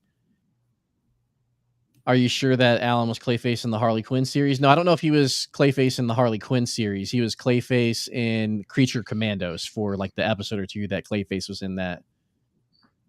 But the only reason I wouldn't want the Reeves verse combined with... Right now in the Green Lantern comic world, Jeremy Adams is the main writer for Green Lantern, and everything he's been able to write just as like his story that he wants to tell has been legit amazing. But in his 24 issues that he's written so far now for the main run, he's had to stop his stories like 3 times because DC's telling this other big event story that's going on, like a Halloween thing or a zombie thing, and he has to write around those. And it just... it does put limitations, and Matt Reeves, I think, definitely deserves the space to do his own thing. So, he's proven that he deserves it. I see both sides. If they could find a way to bring it in without having to force him to write a certain way, let's do it. Because same thing, I would love to see some of those characters over with Corrin Sweat in them for sure, especially Robert Pattinson as Pattinson. But if they can't find like a very this makes sense, this is how we'll do it type thing, because again, if the Pattinson's coming over, then that means we get Penguin to come over too. Oh, And I can't imagine Yeah. anybody else playing Penguin right now. speaking of penguins, Yes. Just an amazing show where it connects to the Reeves versus Batman, but it can be its own standalone thing. So if they can figure out how to do it, that's perfect. If they can't, don't force it, but maybe like find a way to end that one and then bring Pattinson over as Batman himself. The last thing I will say about this, because believe me, this could be a tangent that takes us another 30 minutes. But the last thing I'll say is James Gunn did just, I saw an interview with him on the red carpet where he's talking about the future of the DCU. And one of the things he wanted to emphasize was the difference in genre and tone across projects. And he talked about one of the best things about comics is that you pick up a Batman comic and it has a specific tone. And you pick up a Superman comic, it has a specific tone. He said he didn't want the DCU to all feel like every movie kind of fits the same tone. And they're all like, even though they're set in the same universe, like you could have Superman show up in a rated R project. And what would Superman be like in a rated R project versus, you know, a standalone Superman movie? Or like Clayface is going to be a R-rated body horror movie. It's going to be very, very different from Superman. And so the fact that he said that makes me think that for all the people saying, oh, Matt Reeves' Batman won't work in the tone of the DCU. Well, maybe it will, because if they're setting up a tone where every project can kind of be its own thing, then yeah, maybe the Batman can just be its own style. But I don't know. I don't want to get too sidetracked on that. I guess we'll lead into my controversial statement that I said to my friends as walking out of the theater, and then we'll we'll segue to the next movie, and then Rings of Power at the end. But oh boy. So one thing I said, maybe it's not that controversial, but I think it's fair to say Marvel's been kind of on a downward trajectory. Maybe there's been some peaks and valleys, but you know, it hasn't really hit anything since like Endgame and all that. I feel like if Gunn can continue to produce movies like this Superman, it's a potential to be like the DCU era. Like I think this could become peak Marvel basically. And it's just they got to make the right choices, have great writing, have it all come together at the end. Like I'm assuming it's the Justice League or something at some point. I don't know. I don't know if that's controversial. Maybe that's just inherent. I But don't my think friends, that's controversial. I don't think that's crazy to say that. I think it's very apt based off of, I think hey, look who it is. I think the thing that hurt Marvel is also the thing Good that evening, eventually gentlemen. made it so great, which was eventually you have this big bad that everybody has to team up with to overcome them, and that was Thanos. And once you get past a character like that, the stakes just never feel as high as that again. So it's hard to kind of recapture that magic, and you have to do like some sort of reset. Now they've tried to do that in like a way where it's the old characters kind of passing the baton to new characters. But I don't know. I just feel like you should just like a comic book run at times. You just hard reset it at a certain point and go, hey, we're starting fresh again here. And maybe try not to do as many major team ups and just do like at most one or two characters teaming up for a series or, you know, a movie, and then getting back to those characters having their solo movies. Yeah. And we'll see. Strider, Yeah. welcome. Hello there. How's it going? We are good. I think we're just about to get to some Rings of Power news. Someone mentioned, All right. do people still want more superhero movies? And I think that with the opening numbers Superman got, I think the answer is yes. There is still a very strong audience for superhero movies. I think it definitely is. It's just like about kind of keeping it fresh. And I think I haven't seen. Did you all see Superman already? Oh yeah. Yeah, we just finished talking about it. I haven't yet. I'm looking forward to seeing it in hopefully in like 2 days. It's hard Well, to you picked get a good time the to join English then. version in Germany.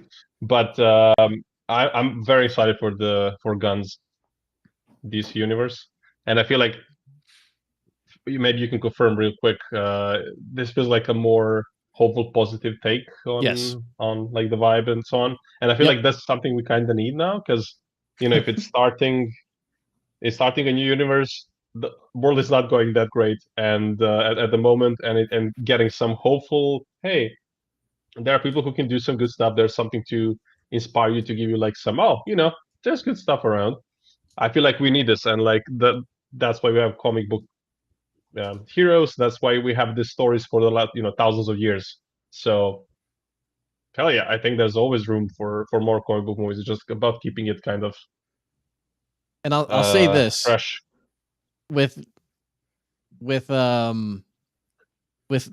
James Gunn's new DCU and Superman feeling like we are back.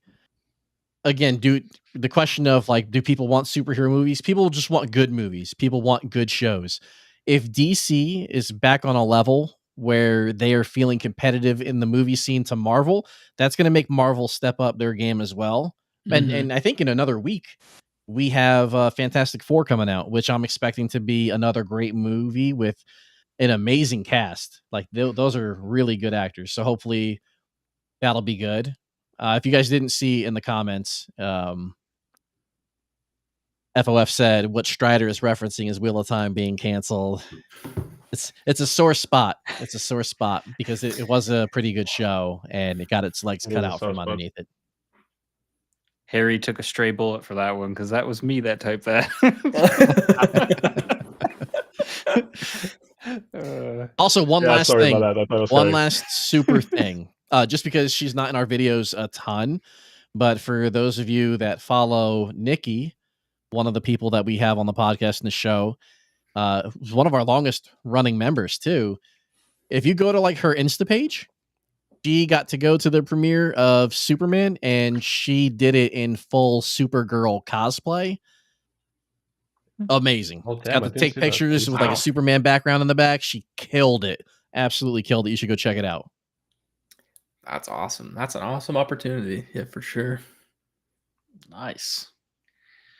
Well, we'll do a quick intermission for one movie that I think I only seen. Barking. Yeah, Shiv, say whatever you want to say about it. I'm just gonna scroll on Twitter till you're done. Did you end up seeing it or no? I see it later this week. Before Okay, the weekend. It'll be Thursday. But no, go ahead. Do your thing. Hype me up. Also, hi, Tell kid. me what I should be looking forward to. What's the IG to check it out? It is Miss Bangin, I think is how you pronounce it. MISSBANGEN. I'm checking over. I'll see if I can. I'll look that up while Shiv talks about this. Yeah. Everyone tune out right now. So we had 28 days later, then 28. Yeah, look, she killed it. Oh yeah. 28. Okay. I'm There we looking at the. Yeah, that she should have been cast as Supergirl. Like, goddamn, that's a great Supergirl look. Like the costume, the colors, like that's really good. I only had one person cosplay at the theater. Like everybody bought Superman merch, but there was one person there who was wearing the full Superman getup, cape, and everything. Nice. Yeah, that's great cosplay. All right, so we went from a very positive movie. Now I'm going to switch gears for my intermission real quick. Let's go. So I could make many tangents. They use the set from the Rings of Power where they had all the like elf skulls piled up. I wonder if they did, honestly, because where does someone? I feel like I'm being gaslit right now. I'm being gaslit. This is the type of thing Galadriel would walk up to and put another when it wasn't going so hot for the elves. It's the White Tower. It's Minas Tirith. Or Tolkien Galroth, the Isle of Werewolves. Shiv, go ahead and give us a rundown for those who haven't watched 28 Days or 28 Weeks Later. What are these movies about? Yeah, so I'll do my best to keep it brief. So 28 Days Later came out, I think in 2001. It's a while ago. and it's basically a zombie movie, and it came out, I would say, before all the hype with, Walking Dead and all that. Like, it was pre all that. And they kind of took their own spin on the zombie genre, and they used what they called the rage virus. So they wanted to tackle, like, oh, if zombies are just walking around all slow, like, what real threat are they? So the rage virus is basically like steroids for humans, and they like run at you, and it's very scary. And why I'm talking about this movie is I really love the director Danny Boyle. He's done Train Spotting. He's done a very obscure movie, I think, and maybe in our nerd community people have seen it, but he did a movie called Sunshine. And that's another movie I love. And I believe he partnered with Alex Garland for the writing of that as well. And basically, like, if I was a, so that has Cillian Murphy as well. Cillian Murphy, recently won an Oscar. Um, and in Sunshine, it's him, Chris Evans, a couple of other well-known actors. And at the time, I think most of them weren't as known, including Chris Evans. And it's like a sci-fi about they're trying to rekindle a dying star in our solar system, and it kind of genre flips. And genre flipping is a very, I wouldn't say consistent, but Danny Boyle does that a lot, where he combines genres or changes genres throughout a movie. And 28 Days Later it kind of has a little bit of that, but it's mostly just like a straight up horror movie, but it's really adrenaline inducing. 28 Weeks Later was a sequel, but I don't think he had as much involvement, so it has a different tone to it. I haven't seen that one recently, so I can't really speak too much to it. I remember seeing it in theaters. It was fine. It didn't really live up to 28 Days, in my opinion. And then 28 Years came out a couple weeks ago. It's like the title says, it's 28 years after the initial event. And similarly, if I was to say to Superman, to make a bold connection, there's an emotional core to this movie. So it's not just zombie hack and slash guts, blah, blah, blah. Like, there's an emotional theme throughout it. And there's some genre flipping in it, which is, if you've seen chatter on it, I don't want to spoil anything, but I saw the ending scene and I am so perplexed as someone who doesn't know anything about this like universe. I thought I was watching like a parody, like yeah. but So my brother saw it and he's like, "Nope, that's how it ends." yeah, so Danny Boyle, he's known to do genre flipping, I feel like, and that one, yeah, it even took me by surprise. But there's reasons for why it did that. You can read up on it, and I just don't want to spoil it here. But I will say, like, I guess I'm the only one in the bunch that's seen this movie so far. It's worth a watch, but it does have some pretty crazy gore in it, even more than I was expecting. But there was a lot of standout casts. Like, I have a photo, actually. Let me do that real quick, and I'll get off my high horse shortly. Oh yeah. Oh wow. Talking and Those talking. are, Who's that on the left? Isn't that Aaron James Taylor Bond? Johnson? Yes, sir. Yeah, yep. We got him. Yeah. Alfie, I believe, is the younger cast member, and Jodie Comer, I believe, is in the middle, and her performance was insane. Like, everything she's in is always amazing. Danny Boyle's the director's to the right, and I forget his name, but he was another standout character. Voldemort and all. Ray this Fiennes, little yeah. insignificant actor called Ray Fiennes. The Legend of Cinema. Yeah. Yeah, it's just this. He's a little indie Shiv, guy. we just don't see we that, don't like, say that just name do. either. What is wrong with you? Oh God. Oh no. Someone's got a Avada Kedavra me right now. But yeah, Oh boy.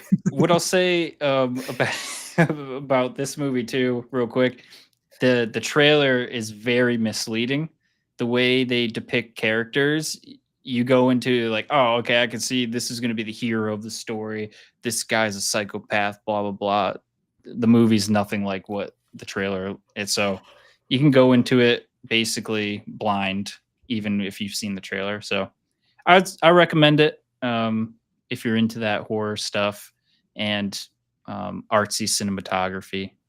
But yeah, there we go. That's my review. It's worth seeing. Now, I guess the grand finale for today is something that probably a lot of people might have seen this if you're deep in the Discord and all that, Deep in the weeds with us. But there was a video alleged video set leak, and we tried to take the best screen grab we could. It's pretty pixelated, so we're not gonna be able to see too much detail in it, but here we go. This is the alleged set leak. Oh god, something popped up on my screen.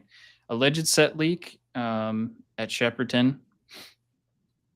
And if I were to describe it, it kind of seems like there's some architecture back there made out of woods in the forest. And there's been, well, I'll throw it to Aiden first. When you first saw this image or the video, where did you think this was taking place? Hold on in 1 second, Middle-earth? please. Oh, Hold on 1 second, because somebody just came in with a comment I want to address. I see that. Okay. I see that. They said yeah, there is all a right. big plot hole in Superman. Why couldn't Superman, with his X-ray vision, see Ultraman / another character? Instead of being surprised by seeing his face, he should have known. Well, if you've seen the movie, you know that there's No some tech spoilers. in this world where you could wear something like glasses, and those can throw it off. Like, people wouldn't be able to tell who you really were because the glasses make you see somebody different in those glasses. Luthor is at the top of the game of tech in this world. There's no reason to believe that maybe the Ultraman outfit doesn't have tech that is similar to that would stop I was Supes. going to just say it could have been stitched with I was lead. gonna say, or did Supes use X-ray vision in the movie? Might not be. He's still young in the game. He used Yeah, it so once maybe- when they were fighting the kaiju. He used when it to look somebody's inside the beating your stomach. brains in, you don't always have time to think about all the things you should be doing instead of just trying to stay alive. Yeah, they didn't really interact that much. They didn't really run into each other. Until I the very didn't end of the mean to movie. interrupt this this thing that's clearly Well, not just keep causing you're going doom. now, good. though. But Be go careful ahead. with that. You spared me. You gave me a little bit longer before I embarrassed myself because Shiv had to phrase it as what was my first thought because I threw out a theory and then I just got clowned on because everyone piled on much better ideas. Because I looked at this and I said, this kind of looks like Polar Gear territory. What if this is like the house that one guy said he was going to build for I can see it. Estrid in the woods in Polar Gear? Yeah, I thought it was a good idea, but then everyone else came out and was like, it's Rivendell. And I was like, oh, okay. Yeah, I can see. we'll see who gets the last laugh when season 3 airs in 1 year from now. Well, it makes so much more sense because I thought that at first, but like if you start thinking about this logistically, Estrid and her husband are not going to be a big part of season 3. I mean, they just aren't. Estrid might, but like that plot line, I doubt will be very big. And so if they're going to include it, they're not going to build this giant soundstage for that thing. If they're building this giant indoor lighting controlled artificial forest with a tree, like with like a house that's built in it, I think it does make a lot of sense that this is going to be a set that they are using repeatedly over the course of the season. And that leads me to think Rivendell, or at least the beginnings of Rivendell. To is back likely. your initial gut feeling. Oh, he's coming for me. He's saving me. What if the reason that they're building this and showing you the house that Estrid's man built, because Estrid and her man are kind of not doing so great, you know? The only reason they're probably doing okay right now is because Mhm. Isildur is going back to Numenor. But what if he comes back? And what if him coming back causes Estrid to leave him again? Then maybe we need to see a sad man crying inside his house as he accepts this See what you're ring going. that Yeah. could bring his woman back Ooh. to him. And the it's a nice, very cool looking ring. And maybe there's, a handful of these that are given out, and he's one of the select few, and maybe he's the first of something that will be Yeah, born of these rings. I don't know. I'm just saying. and then giving connection to one of the ring race to Isildur as like an actual personal antagonist, personal antagonist of sorts. I can see it. Ooh. That's Trying to a remember the great name. Does anyone theory. remember the name of Estrid's Yeah. husband? It was They said it a couple times. They did, If but anybody did. knows, I knew please it say it when in the I- comments. Because until we get the actual name, he's Greg. He's just going to be Greg to me. So one of the things I loved about Greg was just how unbothered he was. Like low key made me root for him more because like, can you imagine like your like fiance, like any of you, like just imagine a scenario where like your fiance like shows up and is like, hey, I'm gonna leave on this boat and I'm gonna go live in Sweden with this guy I just met and we're gonna get married. And then the Delta airline pilot is like, no, actually, there's no room on the plane for you. And then Hagen, that's his Thank name. you, comments. There we go. Bernadette and Jessica Anatar. Well And then, then your Empathy. fiance is like, oh, never mind. There wasn't a ticket for me on the plane to go fly to Sweden and live with this guy I just met. And your reaction is just, oh, well, thank goodness. Like he's the most unbothered guy ever in the show. Like that would have been enough for me to be like, all right, I'm done. But instead he's just like, let's get back to making that house. Just to yeah, catch people I up. gotta say, like you're very much right. Like he was like, oh, this thing is happening. I don't know. He played that super cool. Working. Oh, I was going to say just to catch people up who are just joining now because I'm seeing some names pop up. This shot comes from an alleged video leak from Rings of Power filming, allegedly. So we were trying to guess what this alleged location could have been. And Pelargir could fit. I'm in my head. I'm trying to make the argument for why this would be a more greener art of Khazad Doom, but it's just not working. It's not clocking for me right now, is it? I've got it. Because, oh man, I'm cooking so hard here, Barking. There's the tree in Durin's house that is a gift from Elrond. It's just in his house because, you know, he just keeps it there. It's not really Dwarvish culture. Guess what? He's in charge now. So now he's going to plant trees everywhere And in we're- Khazad Doom because he's calling the shots. And Elrond gets a little house for himself built in Khazad Doom so he can feel it. I love it. I love it. It's like Bachelor in Paradise, but in Khazad Doom. And we're getting a time skip. So trees, I don't know how quick elven trees grow, but we're going to get a time skip to start the season. This could be it. Now, you said you were getting clowned on for thinking it was Pelargir. What was like the consensus for what people thought this was then?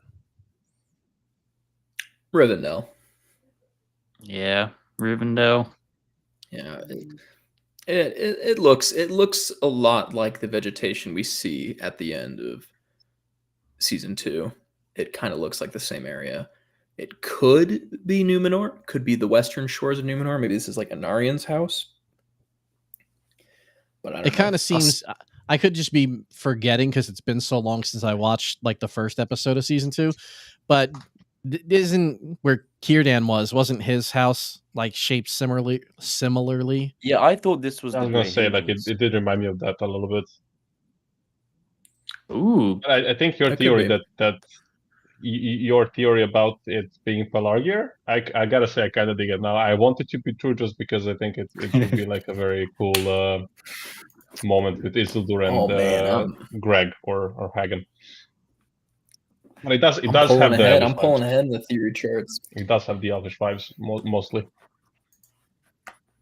Yeah.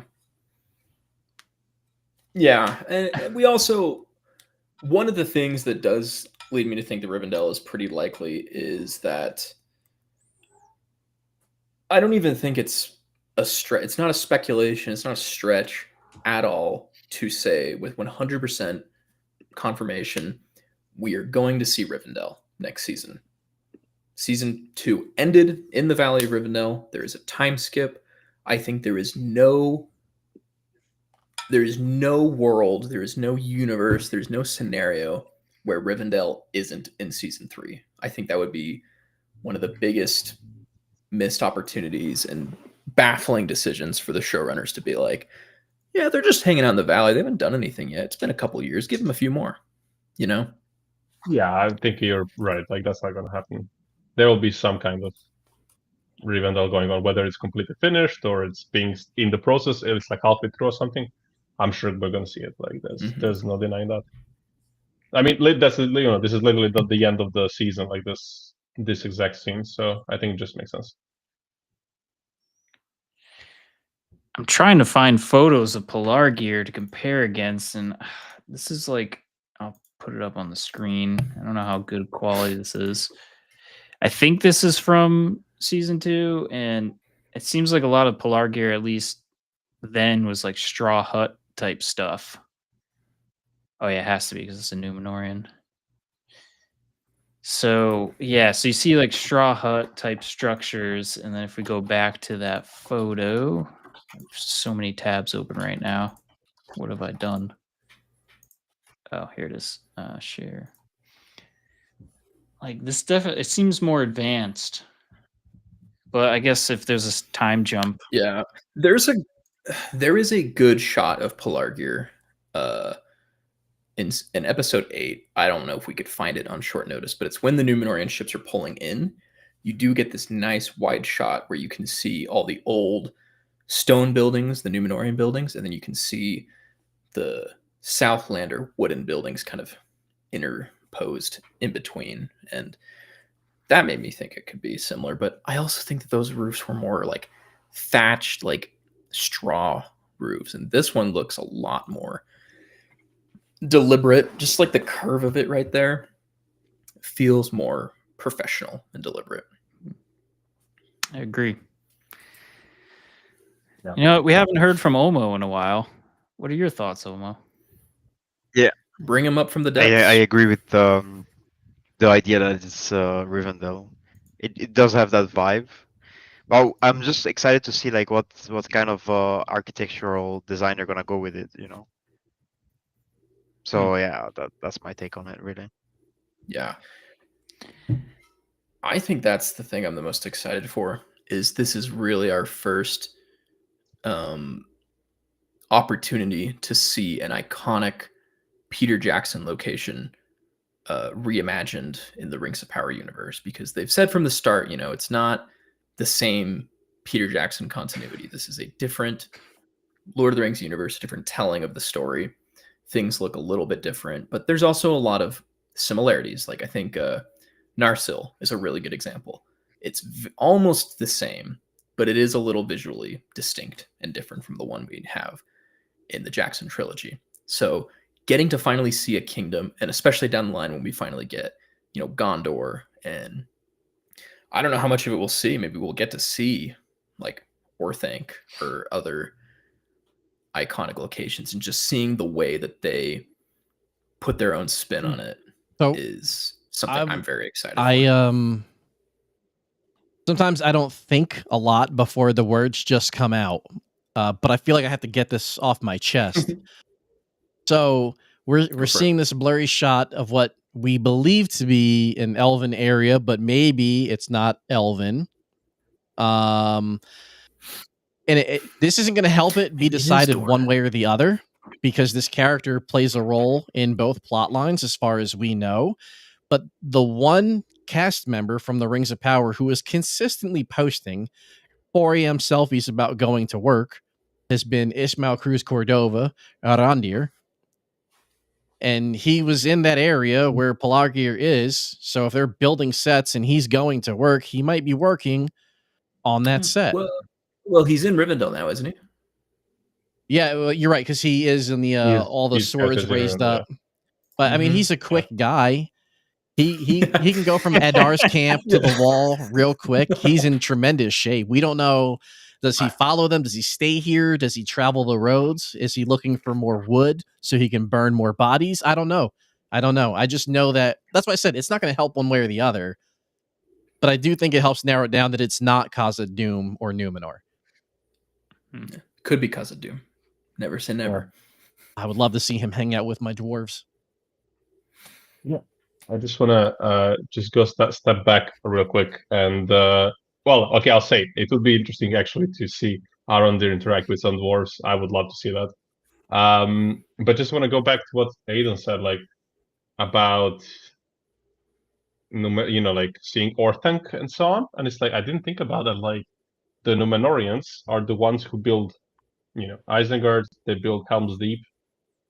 Okay, I guess we'll see Minas Tirith, we'll see Minas, well, that's not, those are not going to be their first names. It's going to be Minas Tirith was Minas Anor, Minas Ithil is Isildur's city, Osgiliath, some cities in the north and so on. But it's like, I would just, I always get afraid that we're not going to see like half of these things, because it's like, when are we going to get to see like Orthanc being built? Because it doesn't have any role in this story, but it's like one of these tiny moments, and it's like, I'm curious, like, do you all think that they might sneak in like Helm's Deep and Orthanc, for example? Because those are like two iconic, places in the movies. Do you think Well, that we might get to see this? I've brought this up as a theory I've had for a while now. It's a theory I don't want to be true, but it's a fear I have nonetheless, that I am currently on the boat where I don't think we're going to get Arnor in Rings of Power. I think that season 4 and 5 is going to roll around, and the producers are going to make the hard decision of wanting to focus only on one kingdom. The audience already knows Gondor. They don't want to split up Elendil and Isildur and have them in two separate kingdoms. I am worried that they are only going to focus on Gondor and all of the iconography that the people are used to. Minas Ithil, Minas Osgiliath. I think it's a possibility. I don't want it to be true. I'm on your side, Strider. I would love to see more of these places built, but I mean, who knows? That's a valid concern to have. What about you, Shiv? What do you think? I mean, everybody else, like, what does the council say? What is the will of the council see here? Do we think it's likely we're going to see? Maybe let's say like this. Do we think we're going to see Arnor? Because what Ada said is sadly a realistic concern to have. So there's 5 of us here. What do you think? Just show a thumbs up or thumbs down. And Uma, you can say yours. Do you think we're going to see Arnor or not?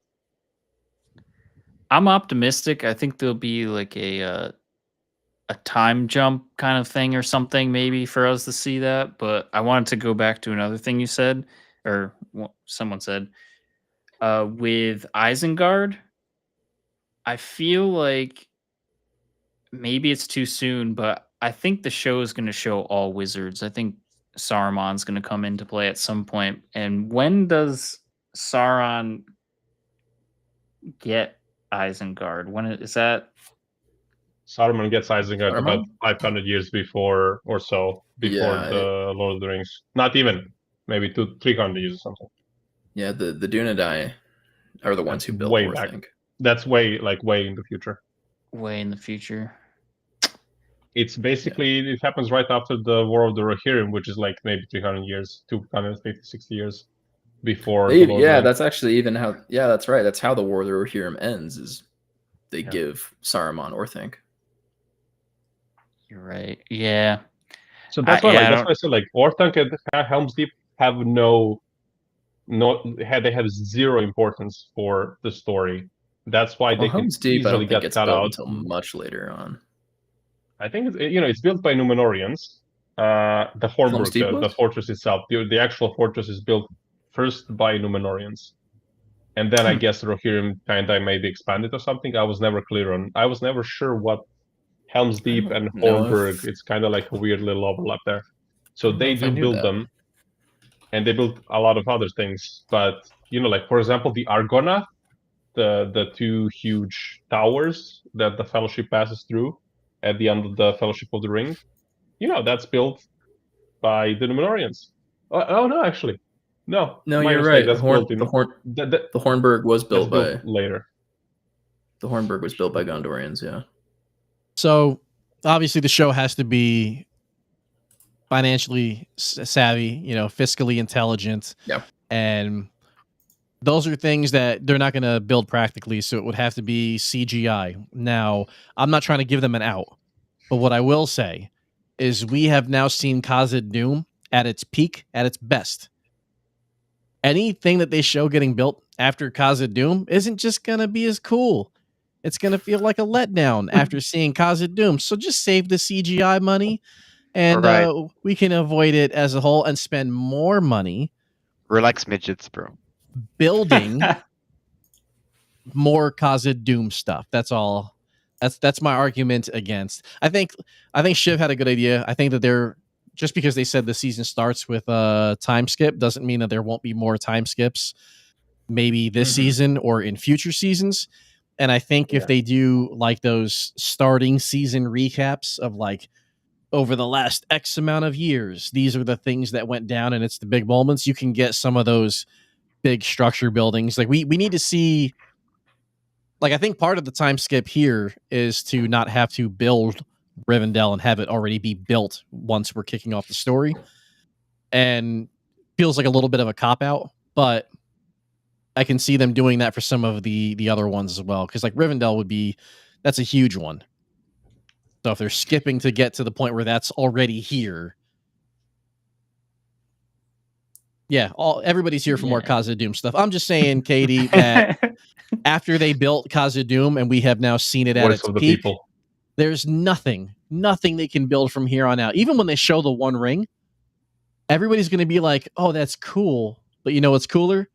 Khazad Doom. So we don't need to waste too much screen time or money or storylines trying to build these other things. Let's just focus on the dwarves. You know what's over in Rune, though? I think there's 2 or 3 dwarven kingdoms in Rune. Yeah. And let's get a dwarf wizard. But why don't we? One of the blues be a dwarf. Dwarf Nazgul. I know that doesn't make any sense, but let's make it happen. Yeah, someone should like remove Barking's rights to use a microphone. Some dwarven propaganda here. But, you know, like, I get it. Like we have only seen Khazad Doom completely messed up. So, you know, for 20 years on screen. So I feel like I can get the excitement Barking must be having from just being able to see peak of dwarven civilization. And to be fair, it did look really cool. I mean, that theme, so simple, so kick-ass effective. I think it might be like the most fun one. You know, like there's different ways to like say, oh, this is the best one, this is the whatever. That might be the most fun one, like just those drums and then the choir when it starts. Like, oh, that's a good one. I spent 2 months after season 1 was done airing with the Khazad Doom as my wake up ringtone to wake up both me and the fiance, and I loved it. Be very, very careful doing that. I had Concerning Hobbits as my ringtone for my alarm. My wife hates that song now. Yeah, so, mine hates Khazad Doom's theme song right now too. But okay, so we had the same experience. It was a fun time for me. Yeah, it's a dangerous game to play because now anytime I listen to it on my like chill playlist, I just think just to get back on like the serious note of like what structures we're still going to see and all that, we need to remember like this is season 3 and we're expecting there to be 5 seasons. They keep saying 50 hours of television. For us, I think we've all been saying basically 5 seasons, even though the math checks out where it would need like a 6th season at the current pace. But if we're thinking there's 5 seasons in total for this show to come to completion, and they're only getting 8 episodes per season, and it's roughly only 8 hours for that to come through, there's still so much that they have to crunch together to make work that things are inevitably going to have to get cut to fill all this stuff in. Like, I would love for there to be more exploration into the dwarves because I'm a massive dwarf fan, and this show has been perfect for me to love the dwarves. But I know, like, at some point, probably this season a little bit, that story has to come scale back a little bit so we can get not just this Sauron elf story to play out more, but also we need to set up Numenor bigger before Sauron has Mhm. to go there next season and go do what he's going to do in Numenor. Like, I would like to see, controversial take. I'd like to see more of the Harfoot stuff too, but I also think it would be best for there to be less Harfoot stuff because we need to focus on these other. Like, we're at a point now where we're hitting the bigger points in the storylines. So I don't know how much time you want to dedicate in an episode to showing something being built or exploring these other side places when we have so much big stuff that we still have to cover. I think And that to might me, possibly be building the One coolest- Ring, Also, building the One Ring, to me, I don't care. And I know this would suck for television in general. I would make that thing a whole episode, an hour of shirtless Charlie banging on a forge, giving us the One Ring. All I dirty think and some sweaty. people on Twitter would not be opposed to that. Yeah. Yeah. I think I know. The I think I thirst know quite a levels. few people who would not be against that. Yeah. And if that happens, if that's how it plays out, guess what? This dwarf, shirtless stream for that episode. And I'm gonna get. Let me tilt this up. Can y'all see the hammer back there? Oh yeah. Oh boy. I'll build my own forge, and we'll bang rings out down here too. okay, you gotta put the beard, Ooh, shirt off, in the crown, and the worship of hammer, fan and then stream? that's it. We peak as a group. Yeah, we do a live meetup. We all That's- take like a forging class. We should. Peak of Tolkien fandom. Like real talk, we have always said that like it would be really, really awesome if, as this journey for us as a group continues through Rings of Power, it would be cool for like the page to continue to grow and some company, because we're all brokies, some company to put together just a little bit of fun so we can have like a fellowship of fans meetup and just spend a day together like in real life, just throwing out, talking about Tolkien and other fantasy stuff. And it would be cool to take that picture with like us hammering some random stuff. It doesn't even have to be rings. We don't have to make rings. Oh, There's a yeah. bad history with that, I guess. We can do something else. But that would be Well, like the dream. Martin, I'm too tall for you, dude. We are not gonna fit in the same picture, man. I know. But don't worry because hey, don't worry because cameras are getting wider. Okay, screens are getting wider. We'll find a way to fit you in. In IMAX. Alright. You can sit on my lap. No, it's the other way around, dude. I You can can't sit fit on your mine. lap. Look at this. Look at this. I am the screen. No. Do you see my profile picture right now? Do you see my profile picture? Do I Yeah. look small to you? No, you look huge. Yeah, thank you. Nori. I had that theory. Who was here on that last stream where I said that the Harfoots were going to show up in the last battle? I do think the Harfoots would show up in the last season. My theory before all this was going down was that at the end of this season, the Harfoots were supposed to be that spin-off show that it had been rumored Amazon had the rights to do. So in the main show, we would get all the other plot points, and the Harfoots would have like this limited series on Prime Video exclusively, and then they would come back in for like an episode or two of the final season, like founding the Shire or doing something else. I would be so okay with that. That would be awesome. Yeah. No, my joke though was that I posited that Tolkien said that in the Battle of the Last Alliance, members of every race fought on both sides, save elves who only fought on the side of good, which implies, by the show's logic, the Harfoots would have been involved in some way. You're right. It could be. For me, I mentioned that quote a lot throughout season 1 because I had the hopes that this little character called Adar, who was totally not maybe the coolest thing we got from the show, that he might somehow survive until the end of season 5 and lead the orcs like one group of orcs against Sauron, which I thought would have been really cool. But I think, I guess you can expand it on the hobbits as well, which would be wild. But I guess it's like one of those things where he kind of had like a couple of different versions of the story.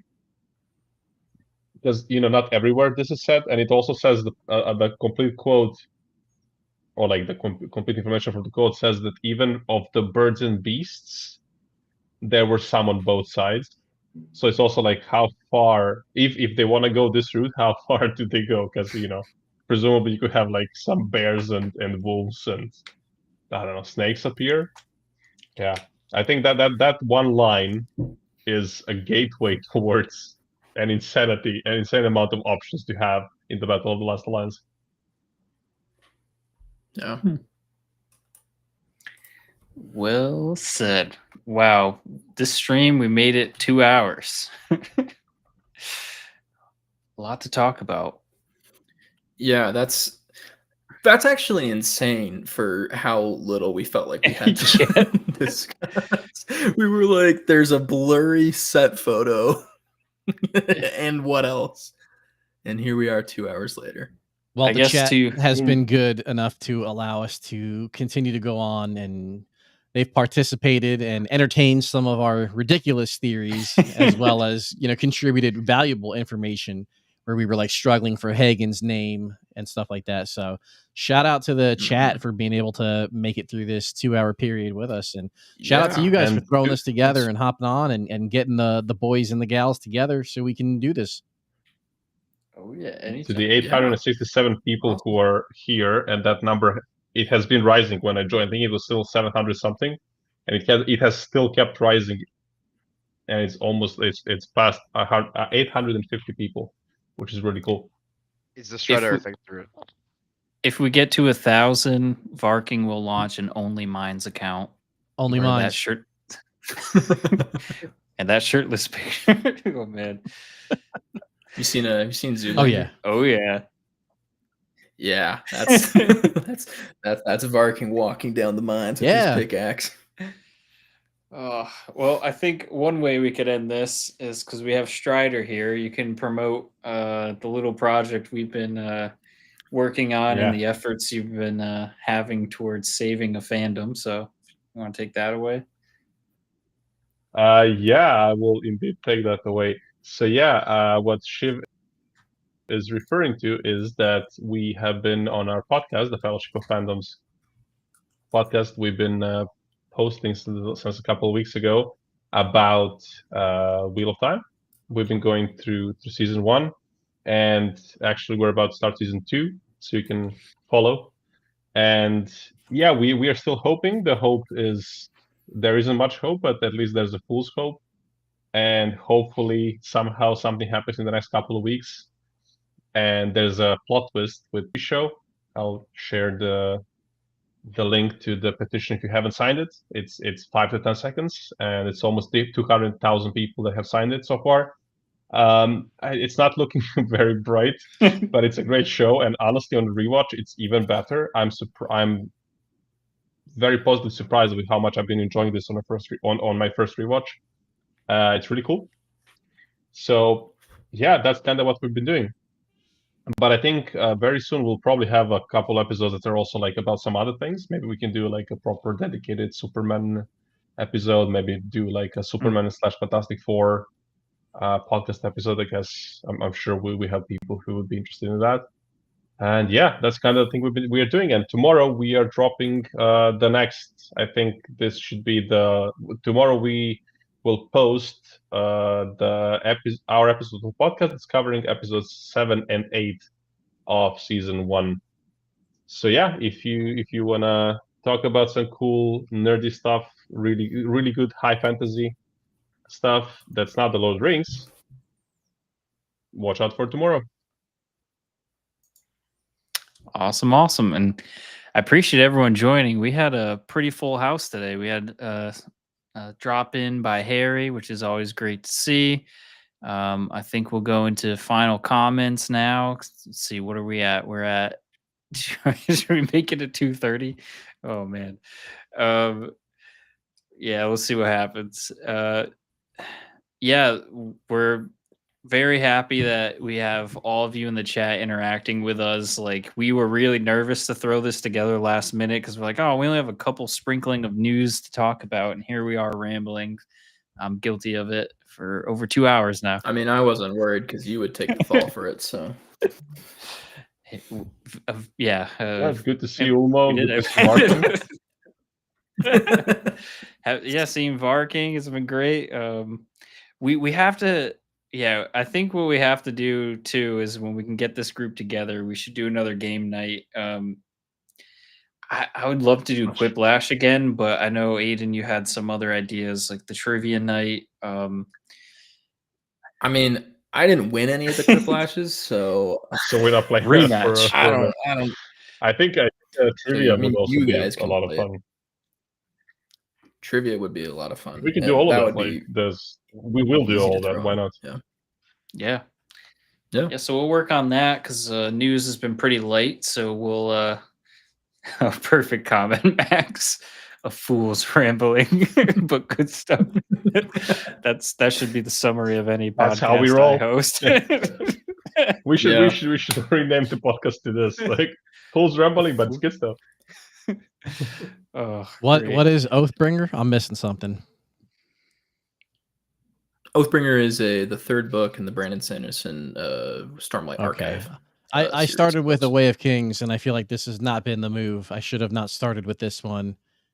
It's like all the chapters ever. There's a lot. It is. It's pretty. It's not as bad as an audiobook. That's what I I'm would doing recommend. both actually. When I'm sitting at my work desk Oh. during the day, I'm playing the audiobook in the background because I've had this for like the book and the audiobook I probably own for like a year now. And I just keep getting distracted doing other things. So I have not finished it, and I'm determined to. But it's a lot. It's a lot, Shalon. Okay.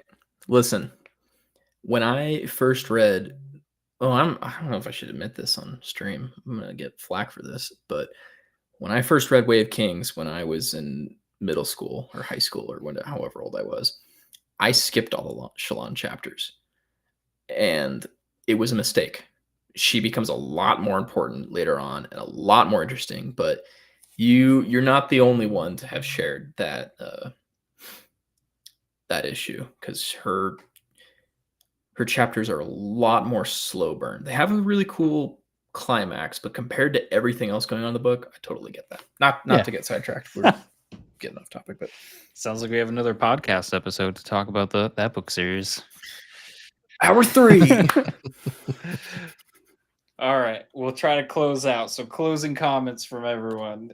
Aiden, it's been great having you on and your insights on Superman. And you actually, at the top of this, if people missed it, you made the connection, right? The sword of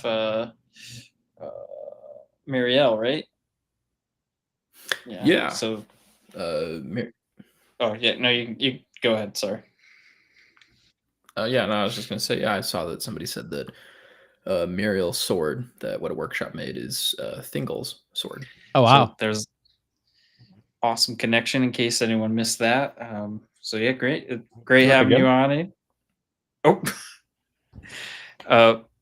What a Workshop's basically the design of Muriel's sword mirrors Thingol's. So the theory is it's Thingol's sword. Wow. Yeah, they were saying there's apparently some lore to support that after the fall of Dorioth. Some of the rugs could have ended up. Thingol's. Yeah. Yeah, Thingol's sword ended up somehow with Elros, and it was his sword when he founded Numenor, and so it would have been passed down from all the rulers. That's it. Yeah. And it's even designed a lot to look like Glamdring, which is, I don't think there's any canonical link between Thingol and Turgon's swords, but I do think it's just kind of cool. As they're both First Age Elf Kings, they both have swords that kind of look similar. Yeah. Sweet. Yeah. All right. Sorry, I won't take away. You can keep saying goodbye. But if we keep rambling, 7 more minutes, it'll be 2 hours and 30 minutes. But great having you on, Aiden. Let's see who's next on the list here. We have Varking. It's great seeing you. Like, hopefully we can get more of you on, especially as the Dwarven leaks occur, or if we talk more DC and Green Lantern. I'm sure we'll have more to talk there. I'm always down to chat. It's just a matter of the it being the weekend probably, and then the baby letting him if he's not crying a bunch, I'm able to hop on. But sometimes this dwarf has to go play super dad to a 6-week-old. And when we get off here, I'm gonna go check in on the fiance, make sure she's good, get the baby, give her a little break. For everybody who has been in the chat, or if you're just lurking and watching, we appreciate you. We thank you. Fellowship of Fans has been around for quite some time now, and it wouldn't be what it is without each of you, each week, each day, whether you're commenting on Discord or leaving comments on YouTube. It truly is like a fandom, and we are a fellowship. And it's not just us up here, it's you guys in the chat giving us stuff to talk about as well, answering questions, listening to our ridiculousness at times. But all of that makes this a fandom that is 100% worth being in. So just shout out to all of you guys, and shout out to everybody behind the scenes who does a great job at Fellowship of Fans of putting stuff like this together and just getting everybody together. Like, there's more to it than what people see. So to see, I'm able to jump in and I see all these comments have already happened on YouTube and you guys are already mid conversation. It just warms my heart to see everybody having a good time and being able to enjoy things together as a group. Well said. And there's no better way to spending a Sunday than with this this group of people. Like, special shout outs, storytellers, great seeing you. Katie, great seeing you. Love seeing you in the chat. Jessica Anatar, love seeing you in here. Great feedback today. I think was Mickey Mouse in today? He's usually a regular. I forgot if I saw him earlier. I saw a lot of Max and TV Max? Girl. Taco Senpai. Oh yeah, so many regulars today. So Yeah, Max, TV Girl was in. yeah. TV Girl. So hopefully I didn't miss anyone. Our boy David jumped in as well. David. So appreciate, like, without you, this well, no, I'll give me credit for rambling forever, but I was gonna say, without you guys, this would have been a short episode, so can't thank you enough there, and engagement. But yeah, well said, Varking. Olmo, it's great having you on. We didn't get to do our typical Merry and Pippin banter, but I'm sure in the next one I'll make fun of your tides or something, or I'm running out of gas. I just hope we have less dwarves in season 3 and less Khazad-dûm. That's what I hope for, really. Wow. I don't know whose side to be on today. I'll text you later. Yeah, we'll talk in the Discord after. Hopefully we see Omo in future episodes. Stay tuned. Strider, as always, great chatting with you. All the random tangents we've been on over the past couple weeks with Wheel of Time and all the other things we covered. It's always great having you. Yeah, we will talk plenty tomorrow with the episode, so I won't say anything more. Just happy to be here. Awesome. Great having you. Like, appreciate the team for jumping on today. This is a full house. It was awesome engagement. We're talking about multiple to for organizing it, throwing it together. Oh, I gotta see Angelic Harry today, so it was a pretty good day for me. We got Hanatar or whatever someone said. Harryatar or whatever. Yeah, and we talked about multiple fandoms today. Great. We DCU, Middle Earth, and yeah, it's been awesome. So until next time, hopefully next time will be soon. We'll see what we can organize. Maybe the next one will be the game night. More to come. But until then, talk to us on the Discord, leave comments. We're trying to get better at responding to the comments left on these videos. So look forward to those. Go watch my map video. Go watch the map video. And follow no, don't. Green Lanterns podcast, right? That's where all things lanterns will be discussed in the DCU. I'm sure Barking will have some great content on there, going over all the lore dumps and Superman and all that. So keep an eye out for that. And yeah, till next time, thank you all, and have a good afternoon, evening, morning, wherever you are, and see you next time. Bye. See you next time. Bye.